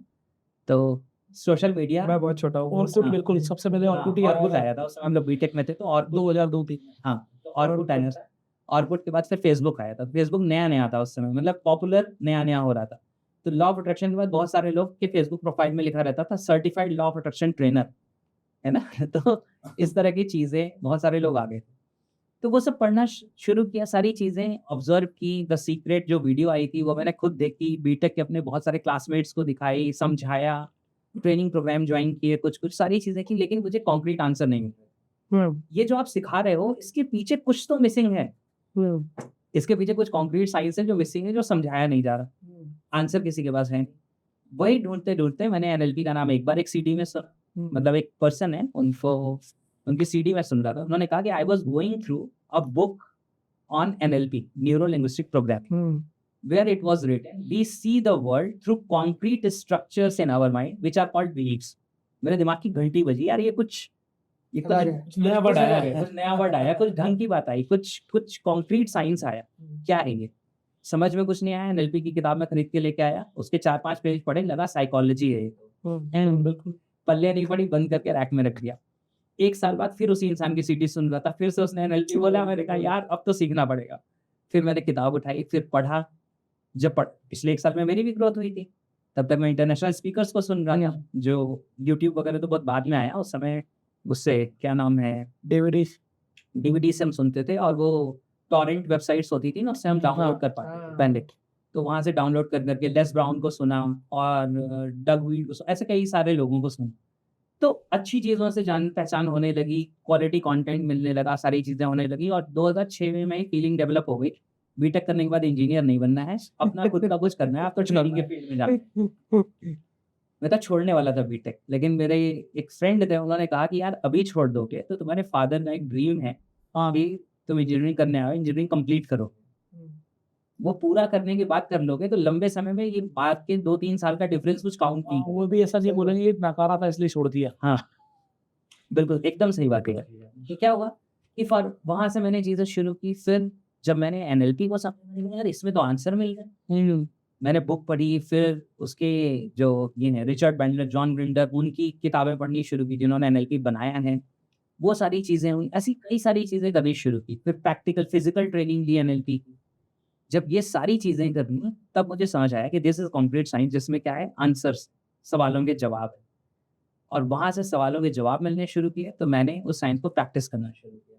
जब प्रैक्टिस करना शुरू किया, लोगों को हेल्प करना शुरू किया, तो लोगों के अंदर चेंजेस आने लगे। और जो नितिन द्वारफड़े सर मैं बता रहा हूँ आपको, जहाँ से मेरी शुरुआत हुई थी 2005 में 11 अगस्त को शायद उन्होंने मेरा ट्रेनिंग, मतलब मैंने उनका ट्रेनिंग प्रोग्राम ज्वाइन किया। उसके करीब 4 साल या 5 साल बाद 2010 में शायद 14 अगस्त को या 13 अगस्त को, उसके 5 साल बाद तक उनके घर पे बैठ के उनकी कुछ इश्यूज थे उस पर डिस्कशन करके उनको सॉल्यूशन दे रहा। क्या उड़ी ना चेला चीनी हो गया। वो बस साइंस ऑफ माइंड के फील्ड में अभी वो बहुत अच्छा काम कर रहे हैं। अभी वो नेचर वगैरह के ऊपर काफ़ी अच्छा काम कर रहे हैं। पूना में रहते हैं, सॉइल रिस्टोरेशन पे बहुत अच्छा काम कर रहे हैं, आज भी टच में है। तो फिर जब आपने एनएलपी पूरी सीख ली, उसके बाद आपको ऐसा लगा कि मुझे अब कुछ मिल गया, आपने इस पे पूरा अपनी जिंदगी मुझे ये मिल गया, ये समझ आ गया कि जो मैं ढूंढ रहा था, जो साइंस, अब मुझे वो मिल गया। मतलब मैं जिस समुद्र की तलाश में था उसके किनारे पहुंच गया। अभी किनारे पहुंचा हूँ, चम्मच से पानी चखा है, अभी डूबना बाकी है उसके अंदर। तो मैंने कहा अब जिंदगी इसी में लगानी है, क्योंकि इसमें वो सारे सवालों के जवाब मिल रहे हैं, इसमें वो विजडम मिल रही है, उसमें वो स्किल्स मिल रही है। हम सबको कहते रहते कॉन्फिडेंट रहना चाहिए, पॉजिटिव सोचना चाहिए। वही पूछ लिया भाई कैसे। ये तो सबसे बड़ी बात है ना कि लोग बोलेंगे टेंशन मत लो, हाँ, लेकिन टेंशन मत लो बोलकर एक टेंशन और दे दी कि ना कैसे ले। टेंशन जब है तो है ना, कोई कॉज या फिर रियल वो नहीं बताता कि टेंशन खत्म कैसे। हाँ, इसको हम लोग एनएलपी के जरिए किस तरीके से, आज कोई मान लीजिए कोई पेन है, कोई मेमोरी है, या किसी बात का प्रेशर है, हमें भी पता है नहीं लेना है, आप भी यही बोलोगे मत लो, लेकिन ये करें कैसे, हटाएं कि नहीं। क्या होता है ना, कुछ चीजें हमें समझने की जरूरत है। इसको कई बार एनएलपी की लैंग्वेज में कहते हैं स्ट्रक्चर्स ऑफ थिंकिंग। हम किस स्ट्रक्चर्स में चीजों को सोचते हैं। तो इसे इस तरीके से समझते हैं कि एक कॉन्सेप्ट होता है, उसे हम कहते हैं कि there are 3 circles in life. जिंदगी में 3 सर्कल्स है। जो मैंने समझा था उसको मैंने अपने फॉर्म में जो डेवलप किया वो आपको बता रहा हूँ। एक कहते हैं सर्कल ऑफ कंट्रोल, एक होता है सर्कल ऑफ इन्फ्लुएंस, एक होता है सर्कल ऑफ नो कंट्रोल। तो जब भी हमारी जिंदगी में कोई चैलेंज है, कोई परेशानी है, तो हमें ये चेक करना है कि ये तीनों में से किस सर्कल में बिलोंग करता है। सर्कल ऑफ कंट्रोल, हाँ, circle of control, circle of influence, circle of no control. देखिए सर्कल ऑफ कंट्रोल क्या होता है? सर्कल ऑफ कंट्रोल में हमारी जिंदगी में सिर्फ और सिर्फ एक इंसान है। वो कौन है? हम खुद। हम खुद। उसमें भी अगर हम खुद को कंट्रोल कर पाएं तो, हाँ, क्योंकि कंट्रोल तब कर पाएंगे जब हम कॉन्शियस ओवरराइड कर पाएंगे हमारे अनकॉन्शियस को, क्योंकि वरना हम वही करना शुरू कर देंगे जो पैटर्न में पड़ा हुआ है। बिल्कुल कॉन्शियसली खुद को भी कंट्रोल करना मजाक बात नहीं है, सही आसान बात, काम नहीं है। बिल्कुल सही बात। तो सर्कल ऑफ कंट्रोल में जिंदगी में एक ही इंसान है, वो है हम खुद। इसके बाद आता है सर्कल ऑफ इन्फ्लुएंस। इन्फ्लुएंस में मतलब आपके इन्फ्लुएंस में जो लोग हैं वो आपके सर्कल ऑफ इन्फ्लुएंस को बिलोंग करते हैं। आपके एम्प्लॉयज हैं, आपकी फैमिली है, आपके नेबर्स हैं, आपका जो इन्फ्लुएंस का दायरा है, जो लोग आपके वीडियोस देखते हैं, पॉडकास्ट सुनते हैं, ये सब आपके इन्फ्लुएंस में। तो ये आपका सर्कल ऑफ इन्फ्लुएंस है। एक होता है सर्कल ऑफ नो कंट्रोल। जैसे आज आपको अचानक से कहीं से 100 करोड़ रुपए मिल गए, आपको पता नहीं था कि आने वाले हैं, सर्कल ऑफ नो कंट्रोल का इवेंट है। कोई एक्सीडेंट हो गया, कोई हादसा हो गया, वो भी सर्कल ऑफ नो कंट्रोल का इवेंट है, क्योंकि उस पे कंट्रोल हमारा नहीं था। बिल्कुल। तो जब हमारी जिंदगी में कोई चैलेंज आता है, कोई प्रॉब्लम आती है, जिसे प्रॉब्लम कहते हैं, हम उसे रिकमेंड करते हैं कि आप उसे चैलेंज करो। ओके, प्रॉब्लम हम ट्रैप्ड फील करते हैं, हम फंस गए। फंस गए। जैसे कई बार इंसान कहता है मैं बड़ी प्रॉब्लम में फंस गया हूँ, तो उसकी लैंग्वेज बता रही है कि वो बीच में है बेचारा, है ना, और उसके चारों तरफ प्रॉब्लम, वो फंस गया है। तो इसके कंपैरिजन में जब हम कहते हैं I am facing a challenge, मैं एक चैलेंज का सामना कर रहा हूँ, तो चैलेंज में हम डायनामिक होते हैं, हम कुछ कर सकते हैं। तो पहले तो लैंग्वेज में चेंज करना। न्यूरो लिंग्विस्टिक प्रोग्रामिंग में यही मतलब होता है। न्यूरो का मतलब माइंड, बिल्कुल। लिंग्विस्टिक का मतलब लैंग्वेज, जो दो होती है, वर्बल और नॉन वर्बल। वर्बल है जो शब्दों से मैं बात कर रहा हूँ, नॉन वर्बल मतलब मेरी बॉडी लैंग्वेज। अभी मैं ऐसे झुका के बैठ जाऊं तो 5 मिनट बाद आप कहेंगे कि व्यक्ति रहने देते हैं, आपसे मिलके बहुत अच्छा लगा। तो क्योंकि क्या होगा, मेरी बॉडी लैंग्वेज कुछ और कम्युनिकेट कर रही है, इस आदमी में दम नहीं है यार, वहां हम इसे लेके आ गए। बिल्कुल, ठीक है, समझ नहीं। हाँ। और तीसरी चीज होती है प्रोग्रामिंग। प्रोग्रामिंग का मतलब होता है कि how we program our neurology through our language. हमारे शब्दों से, हमारी बॉडी लैंग्वेज से हम अपने न्यूरोलॉजी की, अपनी माइंड की प्रोग्रामिंग कैसे करते हैं, ये एनएलपी है। तो जब कोई इंसान कहता है मैं एक प्रॉब्लम में फंस गया हूँ, तो वो अपने माइंड को प्रोग्राम कर रहा है फंसा हुआ फील करने के लिए। जब वो कह रहा है मैं चैलेंज का सामना कर रहा हूँ, तो वो अपने माइंड को प्रोग्राम कर रहा है फाइट करने के लिए, सामना करने के लिए। सिर्फ थोड़े से शब्द बदले हैं। इसलिए कई बार मैं कहता हूँ कि हम वो हकीम हैं जो लफ्जों से इलाज करते हैं, क्योंकि सिर्फ लफ्ज चेंज किए, शब्द चेंज किए, लेकिन सामने वाले की फीलिंग बदल गई। तो क्या होता है कि हमें ये देखना है कि हमारी जिंदगी में जो आपका चैलेंज है, अगर आपका खुद का है, सर्कल ऑफ कंट्रोल में, तो आप उस पर बहुत कुछ कर सकते हैं। हाँ जी। अगर वो सर्कल ऑफ इन्फ्लुएंस को बिलोंग करता है, तो आप ये देखिए कि जिन लोगों को आप इन्फ्लुएंस कर रहे हैं, क्या उस वे में आप कोई सॉल्यूशन निकाल सकते हैं। तो आप सही तरीके ढूंढिए इन्फ्लुएंस करने के। हर इंसान अलग अलग तरीके से इन्फ्लुएंस होता है। और अगर सर्कल ऑफ नो कंट्रोल की कोई घटना है जिसमें आप कुछ नहीं कर सकते, तो वहां पे सिर्फ एक चीज कर सकते हैं, you can choose your response, कि अब उस सिचुएशन में आप रिस्पॉन्ड कैसे कर सकते हैं। भाई मैंने एक घर बनाया, बहुत मेहनत से बनाया, सारी जिंदगी की कमाई लगा के बनाया, अब क्या हुआ, अर्थक्वेक आ गया, मेरा घर गिर गया। अब क्या है कि ये अब क्या है कि अब इस सिचुएशन में सिर्फ एक चीज बची, क्योंकि सर्कल ऑफ नो कंट्रोल था। हाँ बिल्कुल। सिर्फ एक ही चीज बची कि what response will I choose now. एक रिस्पॉन्स हो सकता है मैं रोऊं छाती पीट के कि मैंने सारी जिंदगी की कमाई लगा दी, घर गिर गया और मेरे पास कुछ नहीं बचा। एक ये रिस्पॉन्स हो सकता है कि मुझे ऊपर वाले ने एक मौका दिया अपनी काबिलियत दोबारा साबित करने में, तो दिस इज ऑल्सो रिस्पॉन्स।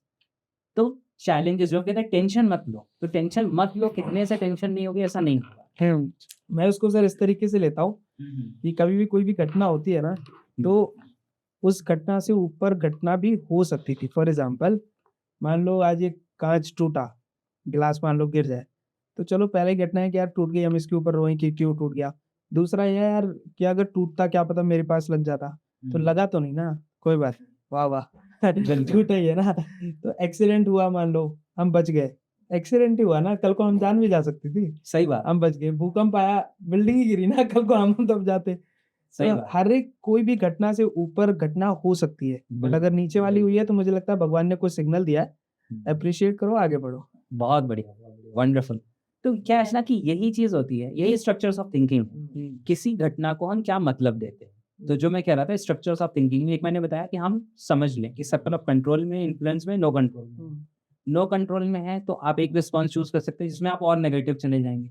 दूसरा है कि जिसमें आप प्रोडक्टिव हो जाएंगे, आप कुछ कर सकते हैं। ठीक है, सही बात है। इसके अलावा दूसरी चीज़ होती है कि जैसे हम स्ट्रेस फील करते हैं, तो मैं आपको बताता हूँ कि जैसे आपने बोला टेंशन मत लो, तो tension means kind of stress है। इसके लिए एक चीज़ होती है, उसको हम कहते हैं लर्निंग कर्व। एक लर्निंग का ग्राफ होता है, कर्व होता है, वो बताता हूँ आपको कि क्या होता है। एक चीज़ होती है जिसे हम कहते हैं परसीव्ड रिसोर्सेज, और एक चीज़ होती है उसे हम कहते हैं परसीव्ड डिफिकल्टीज। इसे समझ लेंगे तो हमें बहुत सारी चीज़ें समझ आ जाएंगी। इनफैक्ट टेंशन ना लो कहने से टेंशन नहीं कम होती, जब हम उसका सॉल्यूशन, उसका रास्ता ढूंढ लेते हैं कि करना क्या है, तब वो चीज़ें सॉल्व होती हैं। तो वही मैं आपको बता रहा हूँ, ये बहुत बहुत अमेजिंग लर्निंग है।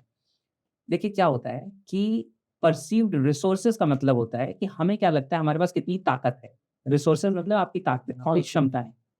डिफिकल्टीज का मतलब है ये आपके गोल्स भी हो सकते हैं, आपके ज़िंदगी के चैलेंजेस, प्रॉब्लम्स भी हो सकते हैं। अब जैसे सपोज़ करो कि किसी इंसान के लिए बहुत बड़ी डिफिकल्टी हो सकती है कि यार अगले 1 महीने में मुझे 50,000 रुपए इकट्ठे करने हैं। किसी के लिए हो सकता है 50,000 तो यार वो रोज़ के कमा सकता है, दिक्कत ही नहीं। उसको कोई दिक्कत ही नहीं है। लेकिन हाँ, उसको ये हो यार कि अगले 1 महीने में यार 5 करोड़ रुपए इकट्ठे करने हैं। वो कह रहा है हाँ यार, ये तो प्रेशर लग रहा है। हाँ, तो ये जो प्रेशर लग रहा है, ये लग रहा है कि आपके पास रिसोर्सेज़ क्या है उसके अकॉर्डिंग, और आपका गोल कितना बड़ा है उसके अकॉर्डिंग। Correct correct. तो जिस चीज़ से हमें टेंशन होती है या प्रेशर आता है, उस केस में क्या होता है, उस केस में जो हमारी रिसोर्सेज़ हैं, रिसोर्सेज़ हमारी इतनी रह गई और डिफ़िकल्टी हमारी इतनी बड़ी हो गई, तो आप प्रेशर में आ गए। अगर हमारी रिसोर्सेज़ जो हैं वो ज़्यादा और हमारी डिफ़िकल्टी कम है, तो तो डिफिकल्टी फिर क्या होगा, हम बोर्डम में आ जाएँगे। जैसे आप सपोज़ करिए 5 किलो का डंबल लेके एक्सरसाइज़ कर सकते थे आसानी से। अब आपको ट्रेनर कह दे कि 250 ग्राम का डंबल है जी, इससे एक्सरसाइज़ करनी है। तो हम क्या करेंगे, यार एक उँगली पे रख दो, ऐसे-ऐसे करना। क्योंकि हमारे लिए वो बोरडम हो जाएगा। लेकिन 5 किलो के डंबल से कर सकते थे और दे दिया उसने 20 किलो का डंबल या 15 किलो का डंबल, तो हम क्या करेंगे, अब हमें स्ट्रेस होगा, अभी हाथ में पेन होगा।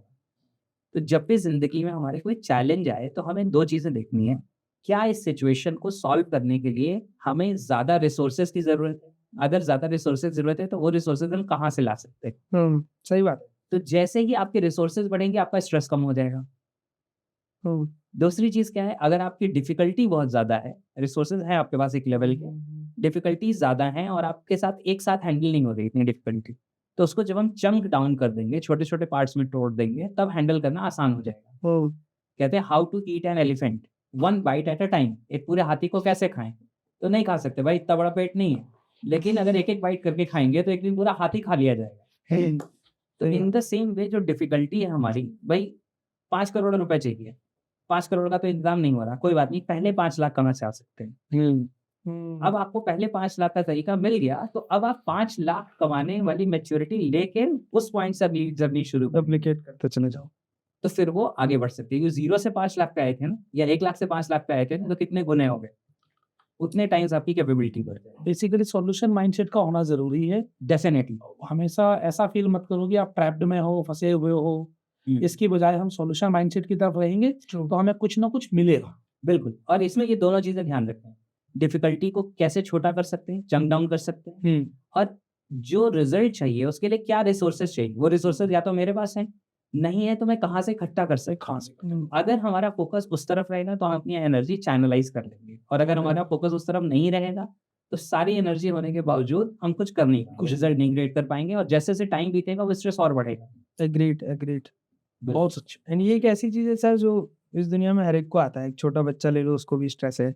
मैं हूँ, मुझे भी स्ट्रेस है, भैया हैं, इनको भी स्ट्रेस है। एक कितना भी बड़ा सक्सेसफुल आदमी कहीं भी पहुँच गया होगा, उसको किसी न किसी लेवल पे कुछ न कुछ का स्ट्रेस रहेगा ही। द बेस्ट बिल्कुल। Thing is that the people who are successful know how to manage stress. Definitely. जिसने वो मैनेज करना सीख लिया स्ट्रेस, वो सही है, जो नहीं है वो रोता रहता है फिर। अच्छा, आप तो एनएलपी पढ़ाते हो, बहुत सारे स्टूडेंट्स को आपने ट्रेनर भी बनाया होगा। क्या आपकी लाइफ में भी कभी स्ट्रेस आता है? हाँ, बिल्कुल आता है, क्यों नहीं आएगा? देखिए क्या होता है ना, लाइफ में स्ट्रेस आना या चैलेंजेस आना बुरी बात नहीं है। वही चैलेंज बार-बार आ रहा है तो बुरी बात है। ओके। ध्यान से समझिएगा। ज़िंदगी में परेशानी आना खराब बात नहीं है। सेम परेशानी बार-बार आना खराब बात है। जैसे मुझे क्लास 5 की मैथ डिफ़िकल्ट लग रही है। मैं 6th में चला गया, अभी भी मुझे 5 की मैथ डिफ़िकल्ट लग रही है। मैं 7th में चला गया, अभी भी मुझे 5 की मैथ डिफ़िकल्ट लग रही है। इसका मतलब मेरी ग्रोथ नहीं। लेकिन अब मुझे 6th में मैं आ गया, अब मुझे 5 की मैथ डिफ़िकल्ट नहीं लगती, 6th वाली डिफ़िकल्ट लगती है। जब मैं 7th में चला गया तो 6th वाली डिफिकल्ट नहीं लगती, 7th वाली डिफिकल्ट लगती है। तो इसका मतलब जिंदगी में चैलेंज तो नया आ रहा है, लेकिन नए चैलेंज से मुझे स्ट्रेस आ रहा है, नए चैलेंजेस मुझे परेशान कर रहे हैं, पुराने चैलेंज नहीं परेशान कर रहे हैं। तो जिंदगी में यही पैरामीटर में देखना है कि कहीं ऐसा तो नहीं कि 5 साल पहले वाली प्रॉब्लम अभी भी जिंदगी में है, आज भी हम उसी से परेशान है, 10 साल पहले वाली आज भी उसी से परेशान है। इसका मतलब हमारी ग्रोथ नहीं हो रही। बिल्कुल। और अगर नए चैलेंजेस आ रहे हैं तो इसका मतलब ग्रोथ हो रही है।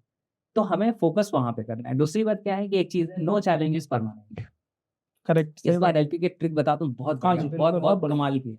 अभी मैंने 2 दिन का वर्कशॉप कराया था, तो उसमें मैंने लोगों को एक टेक्निक कराई थी। उसमें मैंने कहा था कि I will install your future self as a guide inside your unconscious mind, या सबकॉन्शियस कह लीजिए आप उसे, कि आपके माइंड में आपका फ्यूचर का जो गाइड है, फ्यूचर का जो सेल्फ है, जिसे वो रिजल्ट मिल चुके हैं जो रिजल्ट आप पाना चाहते हो, उसको मैं अपने माइंड में एज अ गाइड इंस्टॉल कर दूंगा।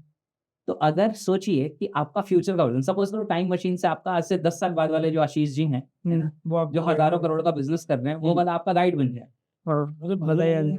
मजा ही आ जाएगा। और ये पॉसिबल है ना। तो क्या है कि इसको अब उतनी डिटेल एनएलपी टेक्निक तो कराना भी पॉसिबल नहीं है, लेकिन इसका कॉन्सेप्ट समझिए। देखिए, आज आप जिस चीज से परेशान हैं या जिस चैलेंज से परेशान हैं, इसी तरीके से पास्ट में भी जिंदगी में कभी ऐसा रहा होगा किसी चैलेंज से परेशान थे, बिल्कुल बिल्कुल। लेकिन आज वो चैलेंज नहीं है, खत्म हो गया। करेक्ट।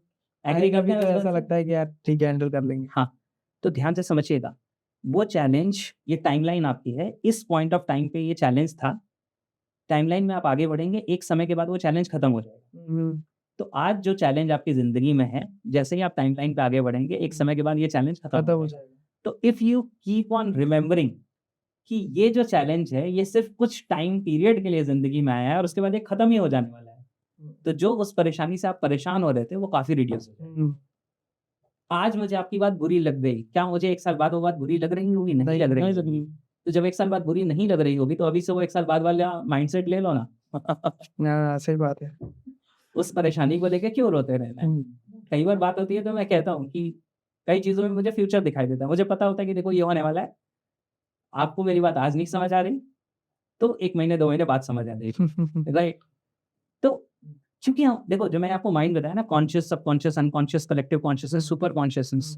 सुपर कॉन्शियसनेस का मतलब क्या है? आपको बताता हूँ, बहुत सिंपल। जैसे हम सबके माइंड आपस में कनेक्टेड है, आप ऐसे समझ लो एक सुपर कंप्यूटर है, उसके पास हर इंसान का डेटा हो, हर इंसान का डेटा। आपकी पूरी जिंदगी में आपने अभी तक क्या-क्या किया है, वो पूरे पैटर्न्स हैं, आपका, मेरा, हर किसी का, यहाँ जितने भी लोग हैं। और उस सुपर कंप्यूटर में प्रोसेसिंग की कैपेबिलिटी है।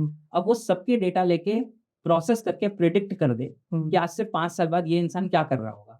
तो पुराने सारे पैटर्न्स पता है, जितने लोग एरिया ऑफ इन्फ्लुएंस में, सबके पैटर्न, तो काफी हद तक वो सही प्रिडिक्शन कर पाएगा या नहीं कर पाएगा? यस, है ना? तो सेम इसी तरीके से होता है हमारी ज़िंदगी में। हमारी ज़िंदगी में आने वाले समय में जो बहुत सारी चीज़ें होने वाली हैं, हमारा माइंड, सुपर कॉन्शियसनेस जिसे हम कहते हैं, वो सुपर कॉन्शियसनेस उसी सुपर कंप्यूटर के जैसा है, जिसके पास कलेक्टिव कॉन्शियसनेस डेटा की तरह है, जिसके पास उसका एक्सेस है, और वो प्रोसेस करके प्रोजेक्ट कर सकता है कि आने वाले समय में ये होने के चांसेस सबसे ज़्यादा हैं। तो जब इस तरह की चीज़ें हमारे साथ हमारी ज़िंदगी में हैं और हम ज़रा-सा उसे एक्सेस कर पाएँ, तो हमारी ज़िंदगी में कितनी फ्रीडम आ जाएगी, कितनी, जैसे कहते हैं, कामनेस आ जाएगी। जो हम फ्यूचर को लेके वरी करते रहते हैं, वो कितना रिड्यूस हो जाएगा। सही बात। आप बहुत सारे लोगों को ट्रेनिंग देते हो, लोग अलग-अलग प्रॉब्लम्स लेकर आते होंगे। किसी की वेलनेस होगी, किसी की हेल्थ होगी, किसी का फाइनेंस होगा, किसी का रिलेशनशिप होगा, या फिर और भी बहुत सारी अलग-अलग इश्यूज हो सकते हैं। आपको क्या लगता है आज के समय में मेजर इश्यूज क्या हैं लोगों के बीच में? देखिए, जो मेजर सबसे बड़ा चैलेंज है ना लोगों के साथ आज के टाइम पे, वो ये है कि वो अपनी कैपेबिलिटी का मैक्सिमम यूज़ नहीं कर पाते। जो सबसे बड़ा चैलेंज है, अगर हम रूट कॉज़ की बात करें, हाँ जी। सबसे बड़ा चैलेंज यही है। जैसे कोई इंसान ज़्यादा सक्सेस क्रिएट करना चाहता है, अब वो अपनी सक्सेस के लिए परेशान है, या ज़्यादा वेल्थ क्रिएट करना चाहता है, वो उसके लिए परेशान है, या ज़्यादा अच्छी क्वालिटी का रिलेशनशिप जीना चाहता है, वो उसके लिए परेशान है। तो ये तो सरफेस लेवल की चीज़ें हैं। इसका रूट कॉज़ क्या है कि आप अपना ऑप्टिमम परफॉर्मेंस नहीं दे पा रहे। आप अपना ऑप्टिमम लेवल पे काम नहीं कर पा रहे। अगर आप अपने ऑप्टिमम लेवल पे, आप अपने रिलेशनशिप में अपना ऑप्टिमम दें, तो आपका रिलेशनशिप कितना खूबसूरत हो सकता है। आप अपने वर्क पे अपना ऑप्टिमम लेवल का परफॉर्मेंस दें, तो आपका वर्क कहाँ से कहाँ जा सकता है। सही बात। तो सेंट्रल जो चैलेंज है ना, मतलब देखिए 2 चीज़ें होती हैं, एक होता है सरफेस स्ट्रक्चर, एक होता है डीप स्ट्रक्चर। सरफेस स्ट्रक्चर वो होता है जो मैं और आप बोलते हैं, और डीप स्ट्रक्चर वो होता है जो हमारे मन में कहीं गहराई में छिपा हुआ है। जैसे मैं एक शर्ट लेने गया, एक एग्जांपल देता हूँ, सेल्समैन ने बोला सर ये शर्ट बहुत अच्छी है, आपके ऊपर बहुत खूबसूरत लग रही है। अब मुझे वो शर्ट महंगी लग रही है, एक एग्जांपल दे रहा हूँ, लेकिन सेल्समैन बोलेगा सर आप ले लो, आपके ऊपर बहुत सूट करती है। तो क्या मैं ये कहूंगा कि मुझे महंगी लग रही है? नहीं।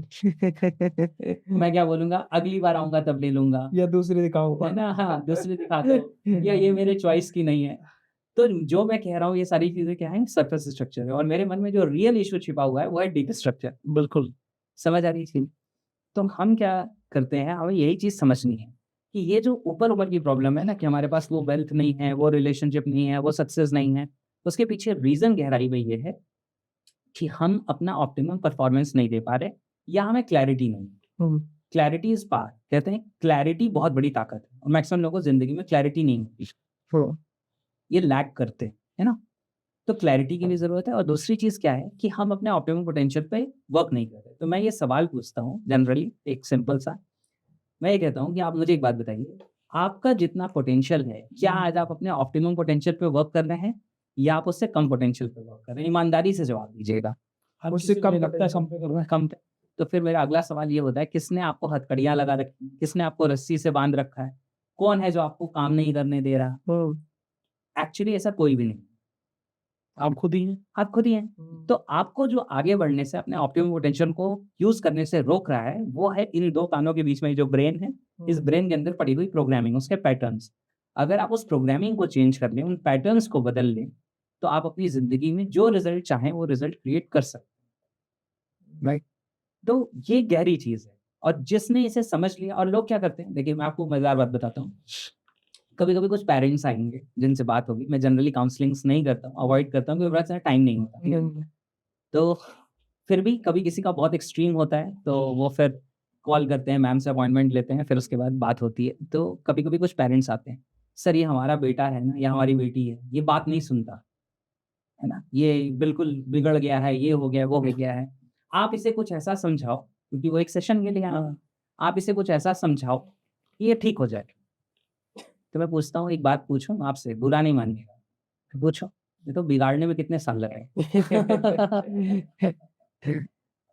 1 घंटे में कहाँ से संभाल देंगे और उसको? 1 घंटे में आप चाहते हो कि मैं उसे ठीक कर दूं, है ना? और वो भी अभी आप उसे लेके आए हो, तो मैं आपकी पार्टी का इंसान हूँ, वो मेरी बात क्यों सुनेगा? पता ही नहीं कि बिगड़ा हुआ है हम दोनों में से। ज्यादातर पेरेंट ही होते हैं, ज्यादातर जो चैलेंजेस हैं वो पेरेंट के ही होते हैं, बच्चों के तो बहुत कम होते हैं। वो उन्होंने इस तरीके से हैंडल किया होता है, इस तरीके से उनकी अपब्रिंगिंग की होती है कि वो जो पैटर्न्स है वो वहां से हैं, और वो सुनते नहीं, वो समझते भी तो।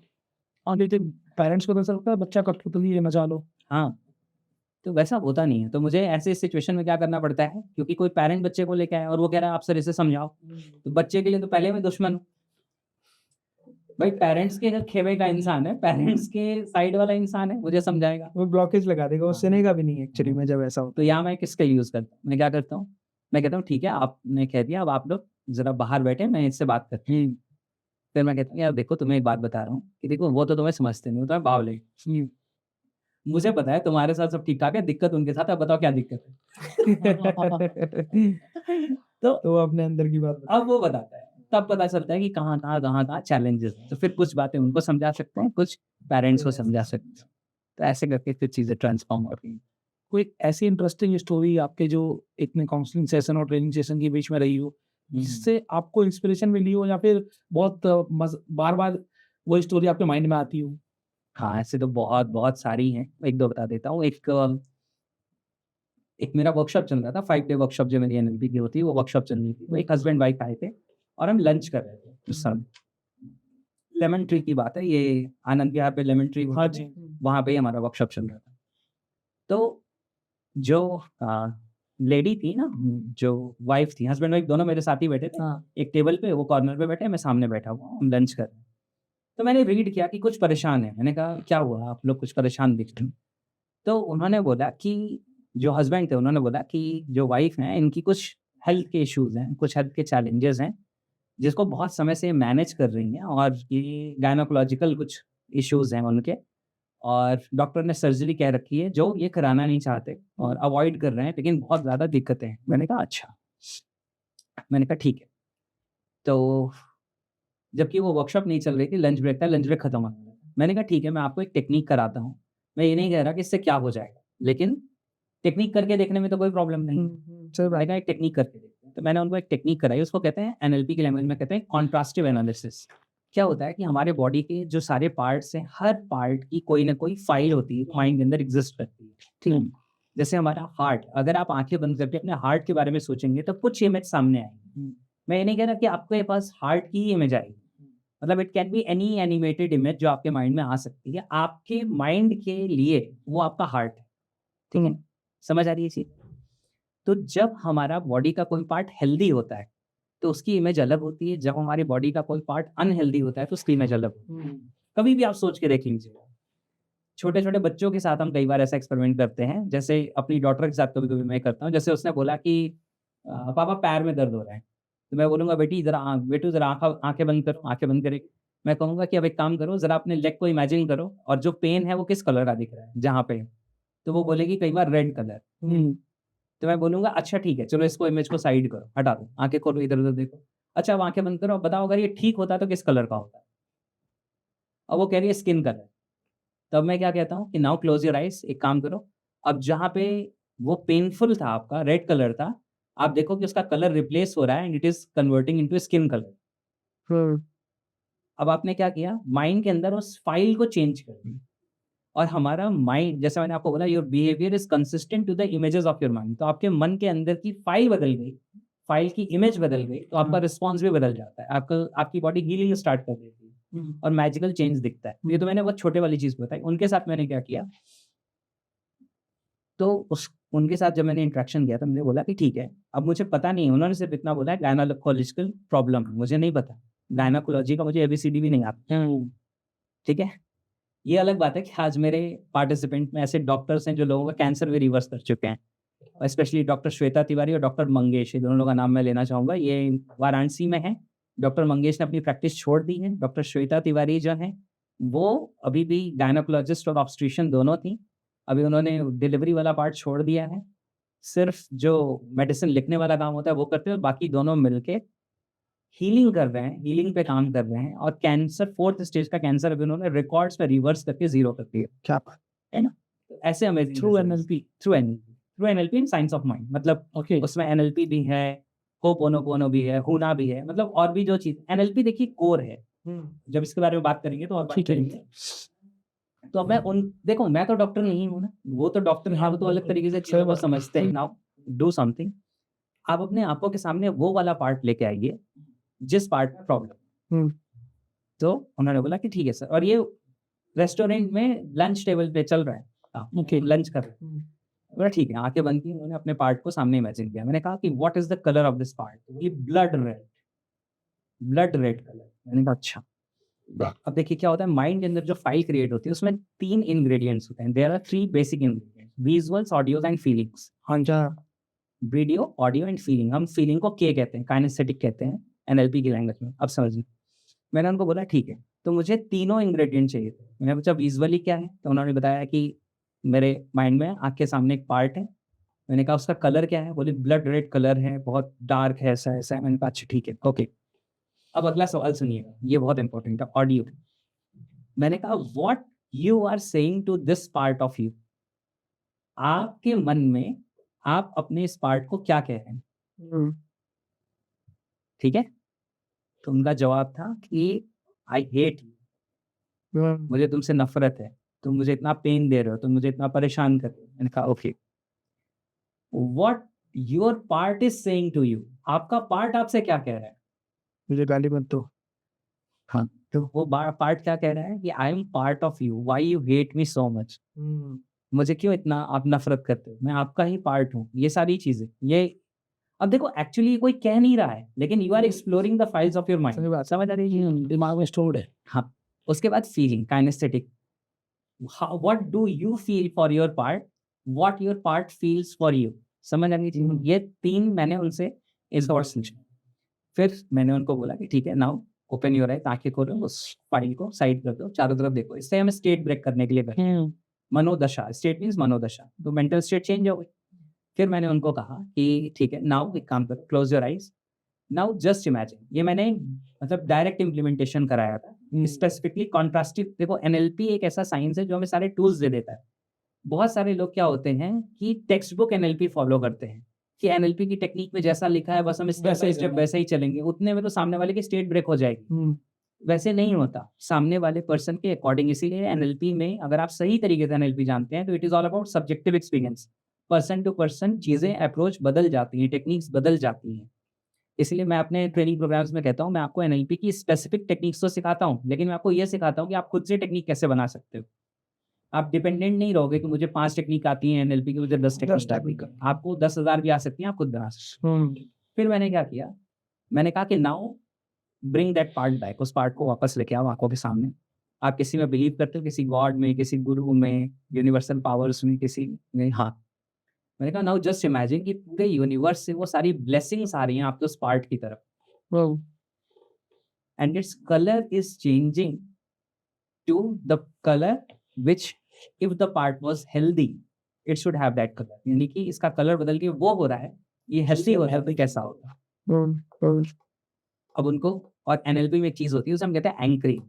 एंकरिंग होती है जिसको हम किसी टच के साथ या किसी चीज के साथ हम उस फीलिंग को कनेक्ट कर सकते हैं। तो मैंने उसको यहाँ पे ऐसे टच किया, मैंने कहा जब वो उस फीलिंग में थी कि मैं ऐसे टच करता हूँ तो वो फीलिंग और इंटेंसिफाई हो जाती है। तो इंटेंसिफाई हो जाती है वो कि हाँ ठीक है, पार्ट का ही कलर चेंज हो गया। मैंने कहा now what would you say to your part and what your part would say to you. अब आप उससे क्या कहोगे और वो आपसे क्या कहेगा। अब पूरा कन्वर्सेशन बदल गया। Now how you will feel about your part, now how you are feeling about your part, how your part is feeling about you. ये सारी चीजें हो गई। फिर वो पार्ट सामने था। मैंने कहा नाउ जस्ट इमेजिन कि वो पार्ट आपकी बॉडी में आ रहा है और जिस भी प्लेस पे है वहां पे जा रहा है, इंटीग्रेट हो रहा है। इंटीग्रेट हो रहा है, सारी चीजें चेंज हो रही है और वो फील करो अपने अंदर वो चेंजेस, वो सारी चीजें। ये टेक्निक मैंने एक बार उनको कराई थी। वो सारी टेक्निक हो गई, उनके चेहरे के एक्सप्रेशन बदल गए, उनकी फीलिंग बदल गई।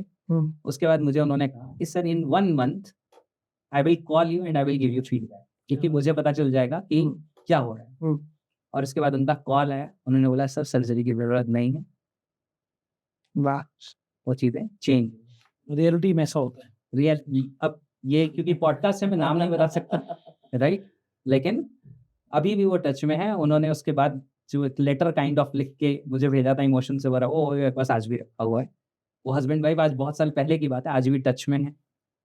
तो मैं वही कहता हूँ कि मतलब आई फील सो फॉर्चुनेट कि इस तरह से लोगों को सर्व करने का मौका मिला। और सबसे बड़ी बात, मैं कई बार ये चीज़ कहता हूँ, मैं कितने लोगों तक पहुँच पाऊंगा, मेरी एक दायरा होगा ना, सर्कल ऑफ इन्फ्लुएंस।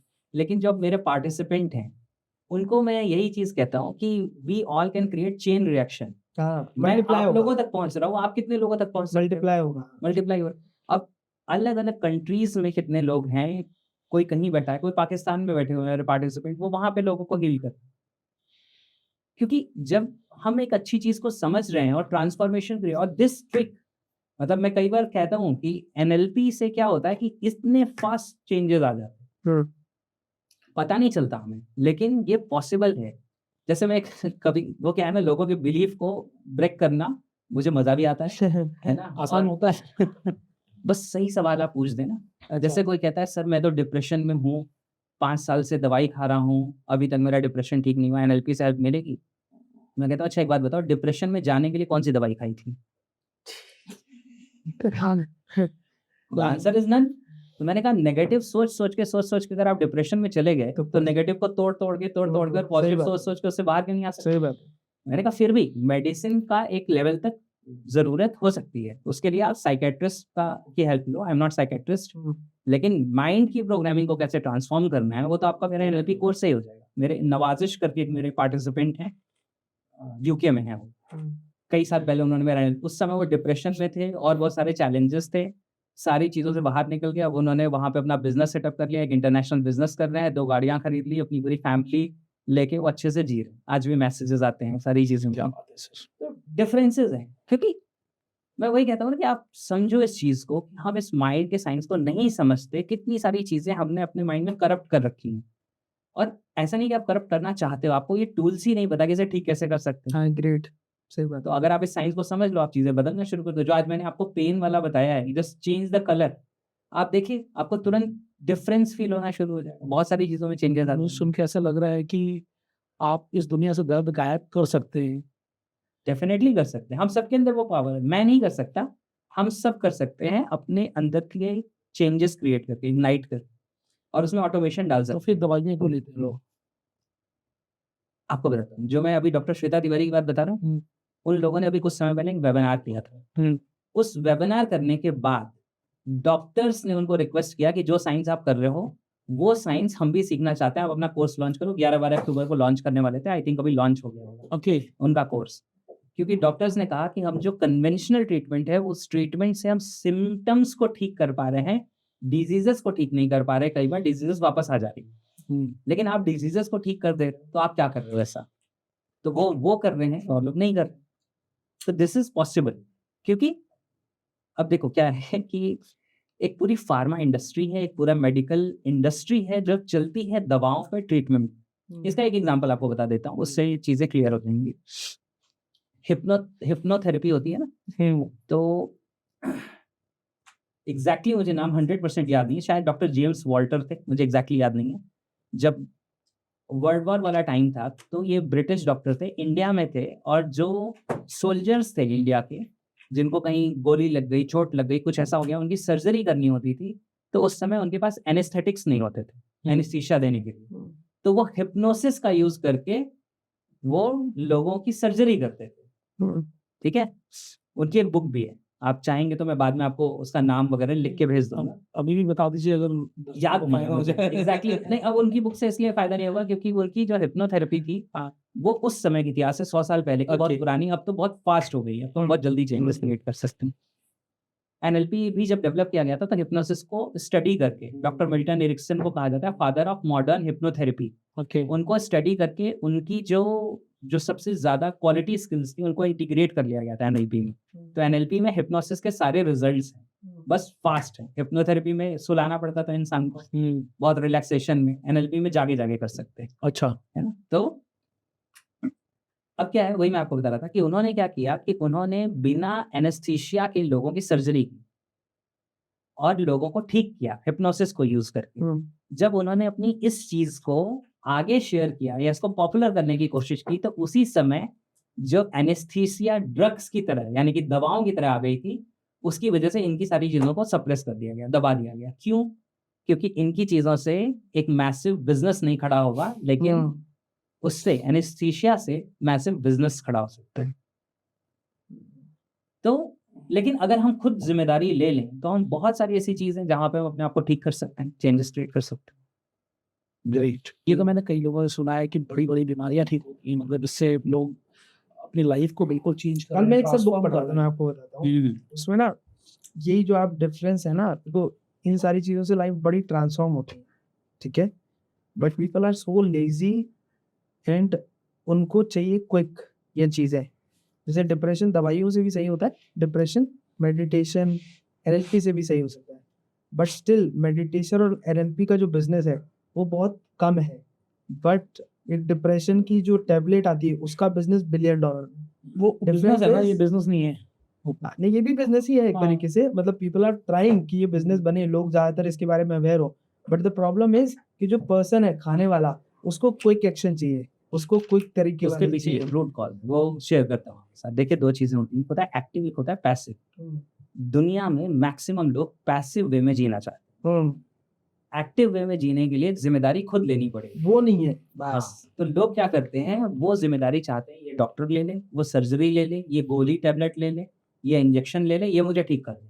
अपने आप को ठीक करने की ज़िम्मेदारी खुद नहीं ले। खुद Yes. नहीं लेते, बिल्कुल चाहिए। सक्सेसफुल में भी And यही है उसमें ना। उसमें इतना था, मतलब उसमें ये था कि कैसे इस बिजनेस को ये इसको एक ऐसा ऑफर बनाया जाए, एक ऐसा बिजनेस मॉडल खड़ा किया जाए ताकि लोग दवाइयाँ छोड़ें और ये चीज़ पे ज़्यादा फॉलो करें। तो अभी धीरे-धीरे मार्केट बढ़ रहा है। Someone will come and disturb this market as well. ठीक है। तो फिर सर ऐसी कौन-सी 3 किताबें हैं जो आपकी लाइफ को जिन्होंने ट्रांसफॉर्म किया है, पूरा बदला है, और दर्शकों के लिए कोई 1 किताब या 2 किताब आप रिकमेंड करना चाहते हैं कि उनको पढ़ना चाहिए ताकि उनकी लाइफ बदले? बहुत अच्छा क्वेश्चन है ये। तो 2 बुक्स तो मैंने आपको ऑलरेडी शेयर की है ना? ये दोनों बुक्स हैं, सबसे पहली है the magic of thinking big, यानी कि बड़ी सोच का बड़ा जादू। हाँ ये किताब क्योंकि इंटरेस्टिंग भी है इसलिए सब लोग पढ़ पाएंगे। बहुत सारे लोग क्या होता है कि वो बुक शुरू करते हैं 2-4 पेजेस के बाद नहीं पढ़ पाते। तो ये हिंदी में भी अवेलेबल है, इंग्लिश में भी अवेलेबल है। हिंदी में इसका नाम है बड़ी सोच का बड़ा जादू, इंग्लिश में इसका नाम है the magic of thinking big by David J Schwartz. ये किताब एक कोई भी इंसान लेगा, अगर वो पढ़ेगा तो उसको थॉट प्रोसेस के बारे में काफी कुछ समझ आने लगेगा। ये एनएलपी बेस्ड बुक है। दुनिया की सारी किताबें जो सेल्फ डेवलपमेंट की सारी एनएलपी बेस्ड है, बस एनएलपी का नाम नहीं लेती। यस है यस ना?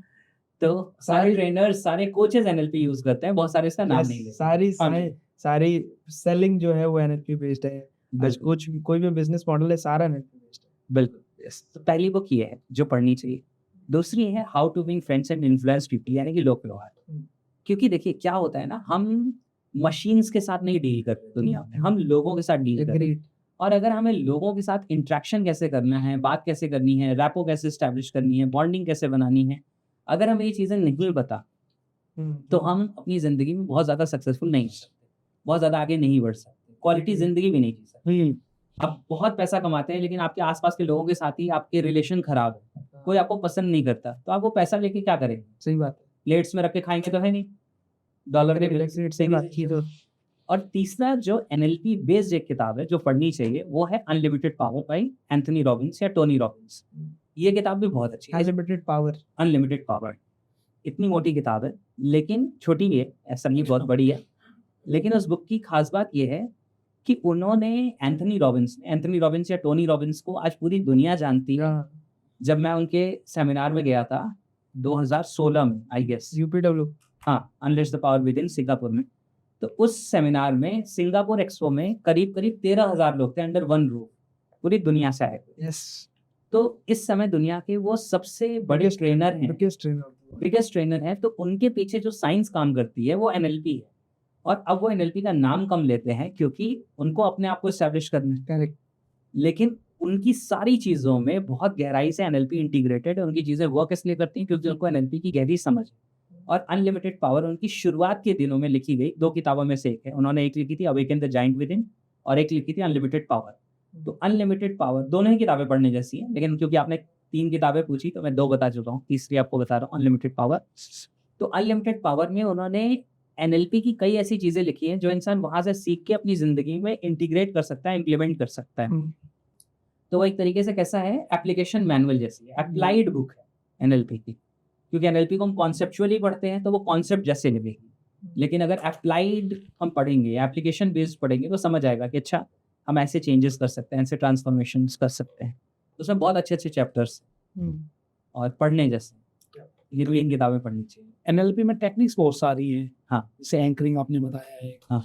और आपने बताया कलर चेंज करके आप ये लिख कर देते हैं। तो अपनी लाइफ को बेटर बनाने के लिए और जो relationship, wellness, freedom, success, money, इन सबको बेटर बनाने के लिए कुछ टेक्निक आप शेयर करना चाहेंगे?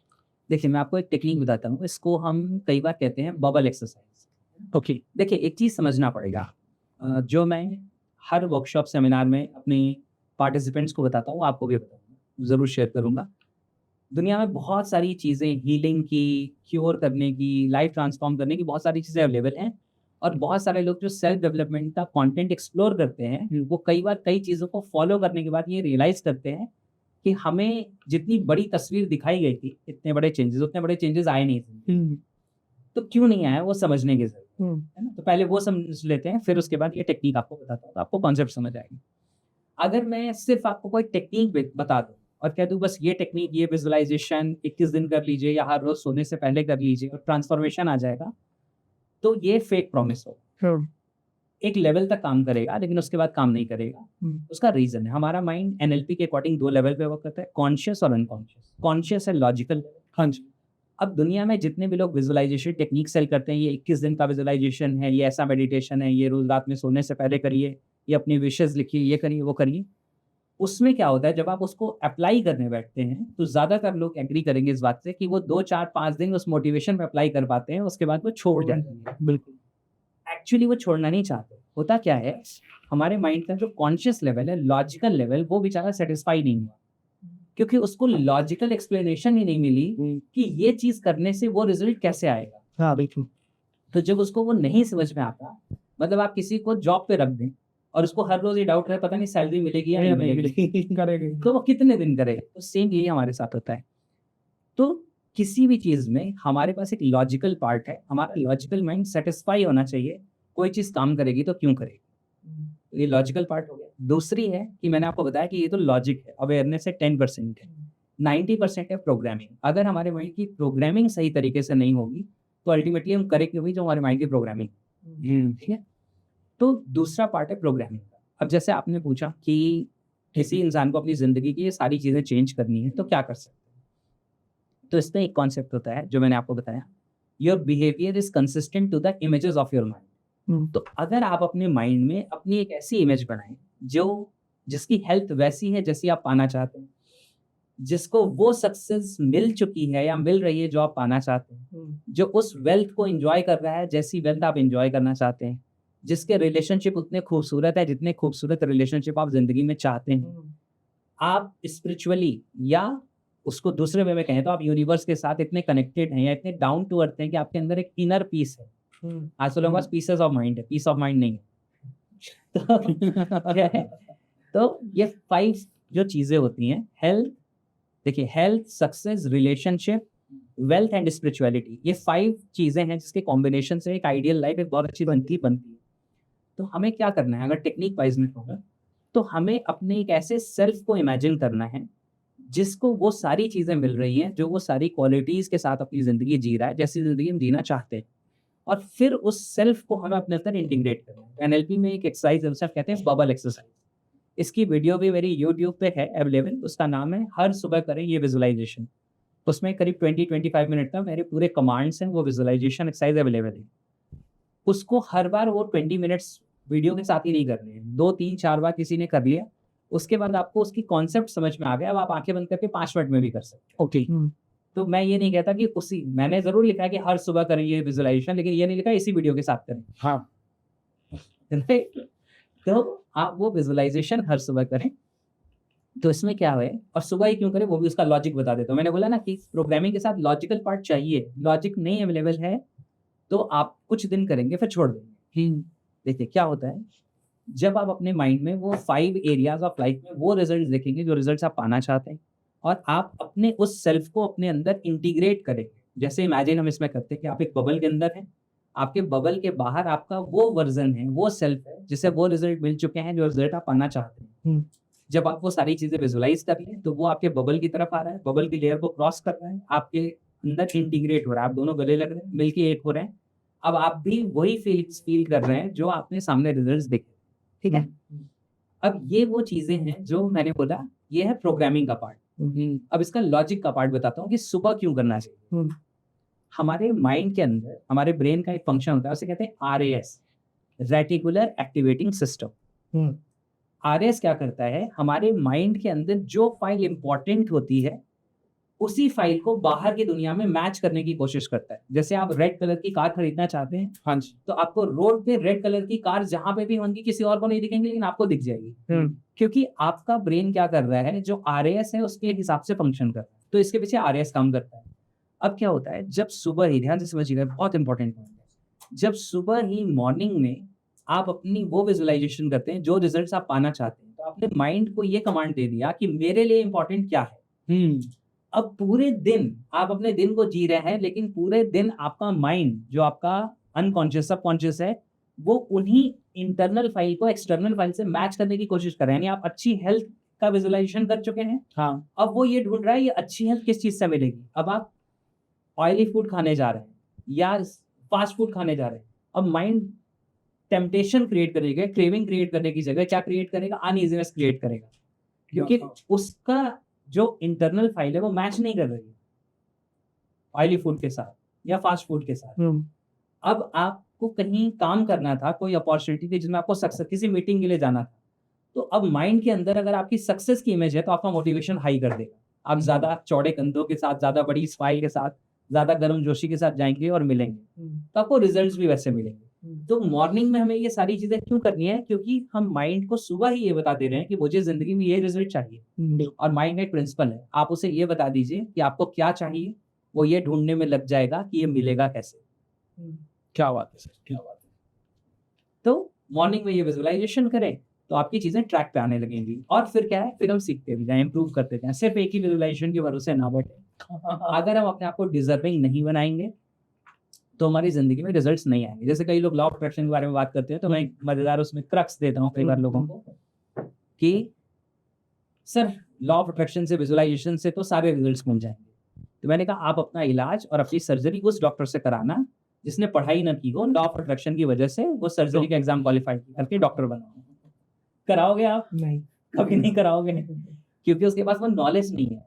तो डिजर्विंग बनना पड़ेगा। हम सोचते हैं कि हम डिजर्विंग ना बने, अपने ऊपर सामना करें और मिल हमें सब कुछ जाए।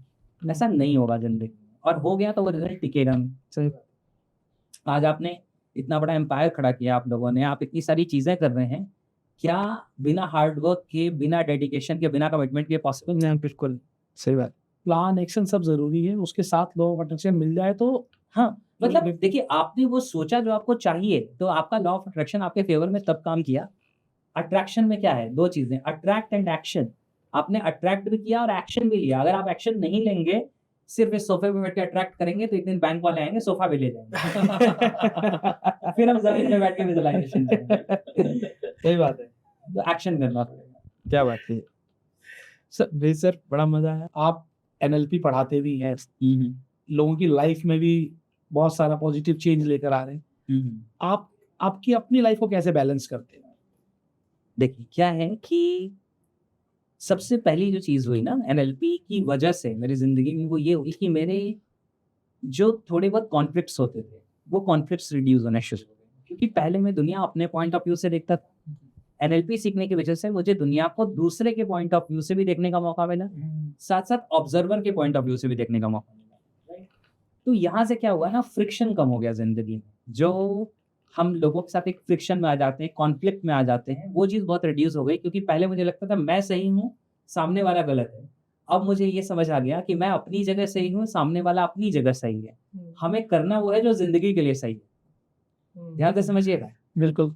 हम जनरली ऐसा नहीं करते, हम करते ही हैं जो मुझे सही लग रहा है, मैं जिद पे अड़ जाऊँगा कि यही करना है ज़िंदगी।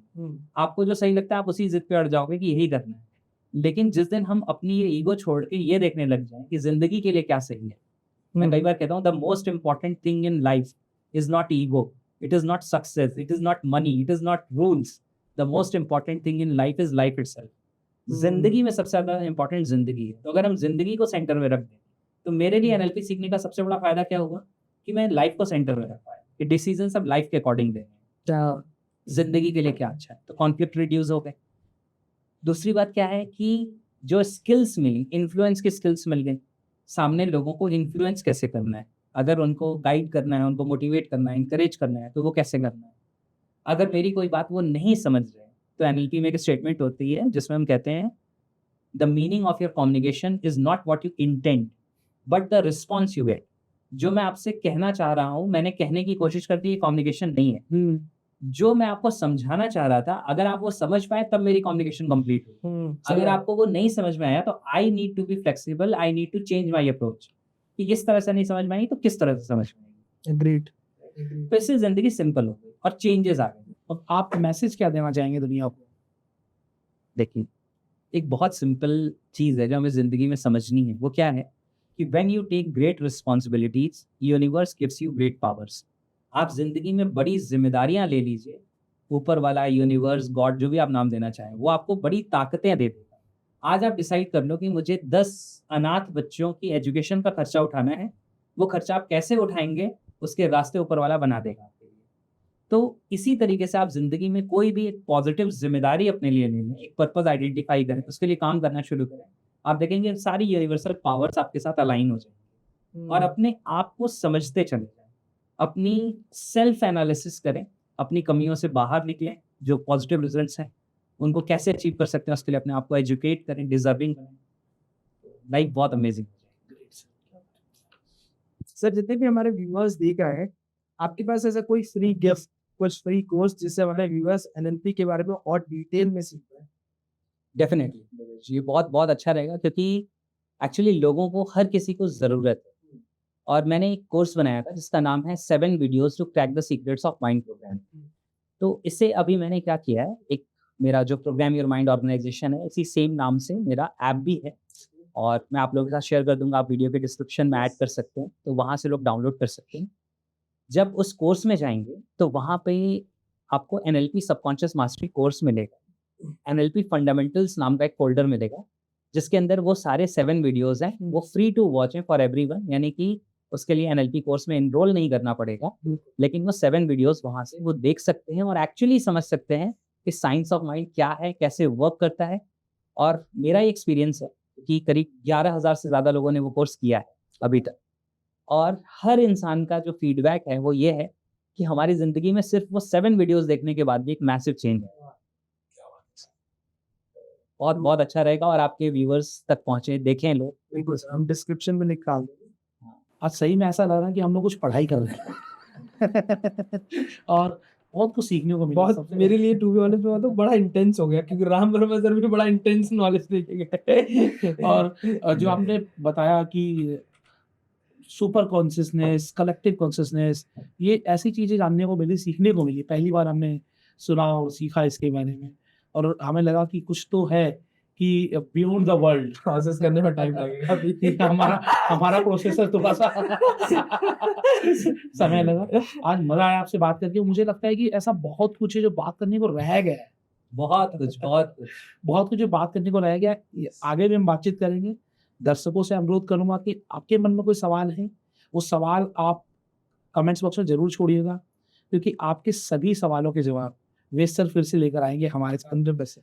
और हम कोशिश करेंगे किस तरीके से वेद सर और इनके जैसे लोगों के द्वारा हम आपकी लाइफ में कुछ चेंज लेकर आ सकें। मैं और दुर्गेश लगातार काम कर रहे हैं, एक से एक ट्रेनर्स आ रहे हैं, बहुत बड़ी बड़ी हस्तियां आ रही है, सिर्फ इसलिए ताकि आपकी लाइफ में कुछ चेंज आए। आज हमारे साथ विकास जी हूँ, जिन्होंने बहुत बहुत बहुत यूजफुल जानकारियाँ दी, और शायद सबकी लाइफ में कुछ तो इम्पैक्ट आने वाला है। 100%। थैंक आज आपने अपना समय निकाला इसके लिए Thank you so बहुत much. धन्यवाद सर। You so much. बहुत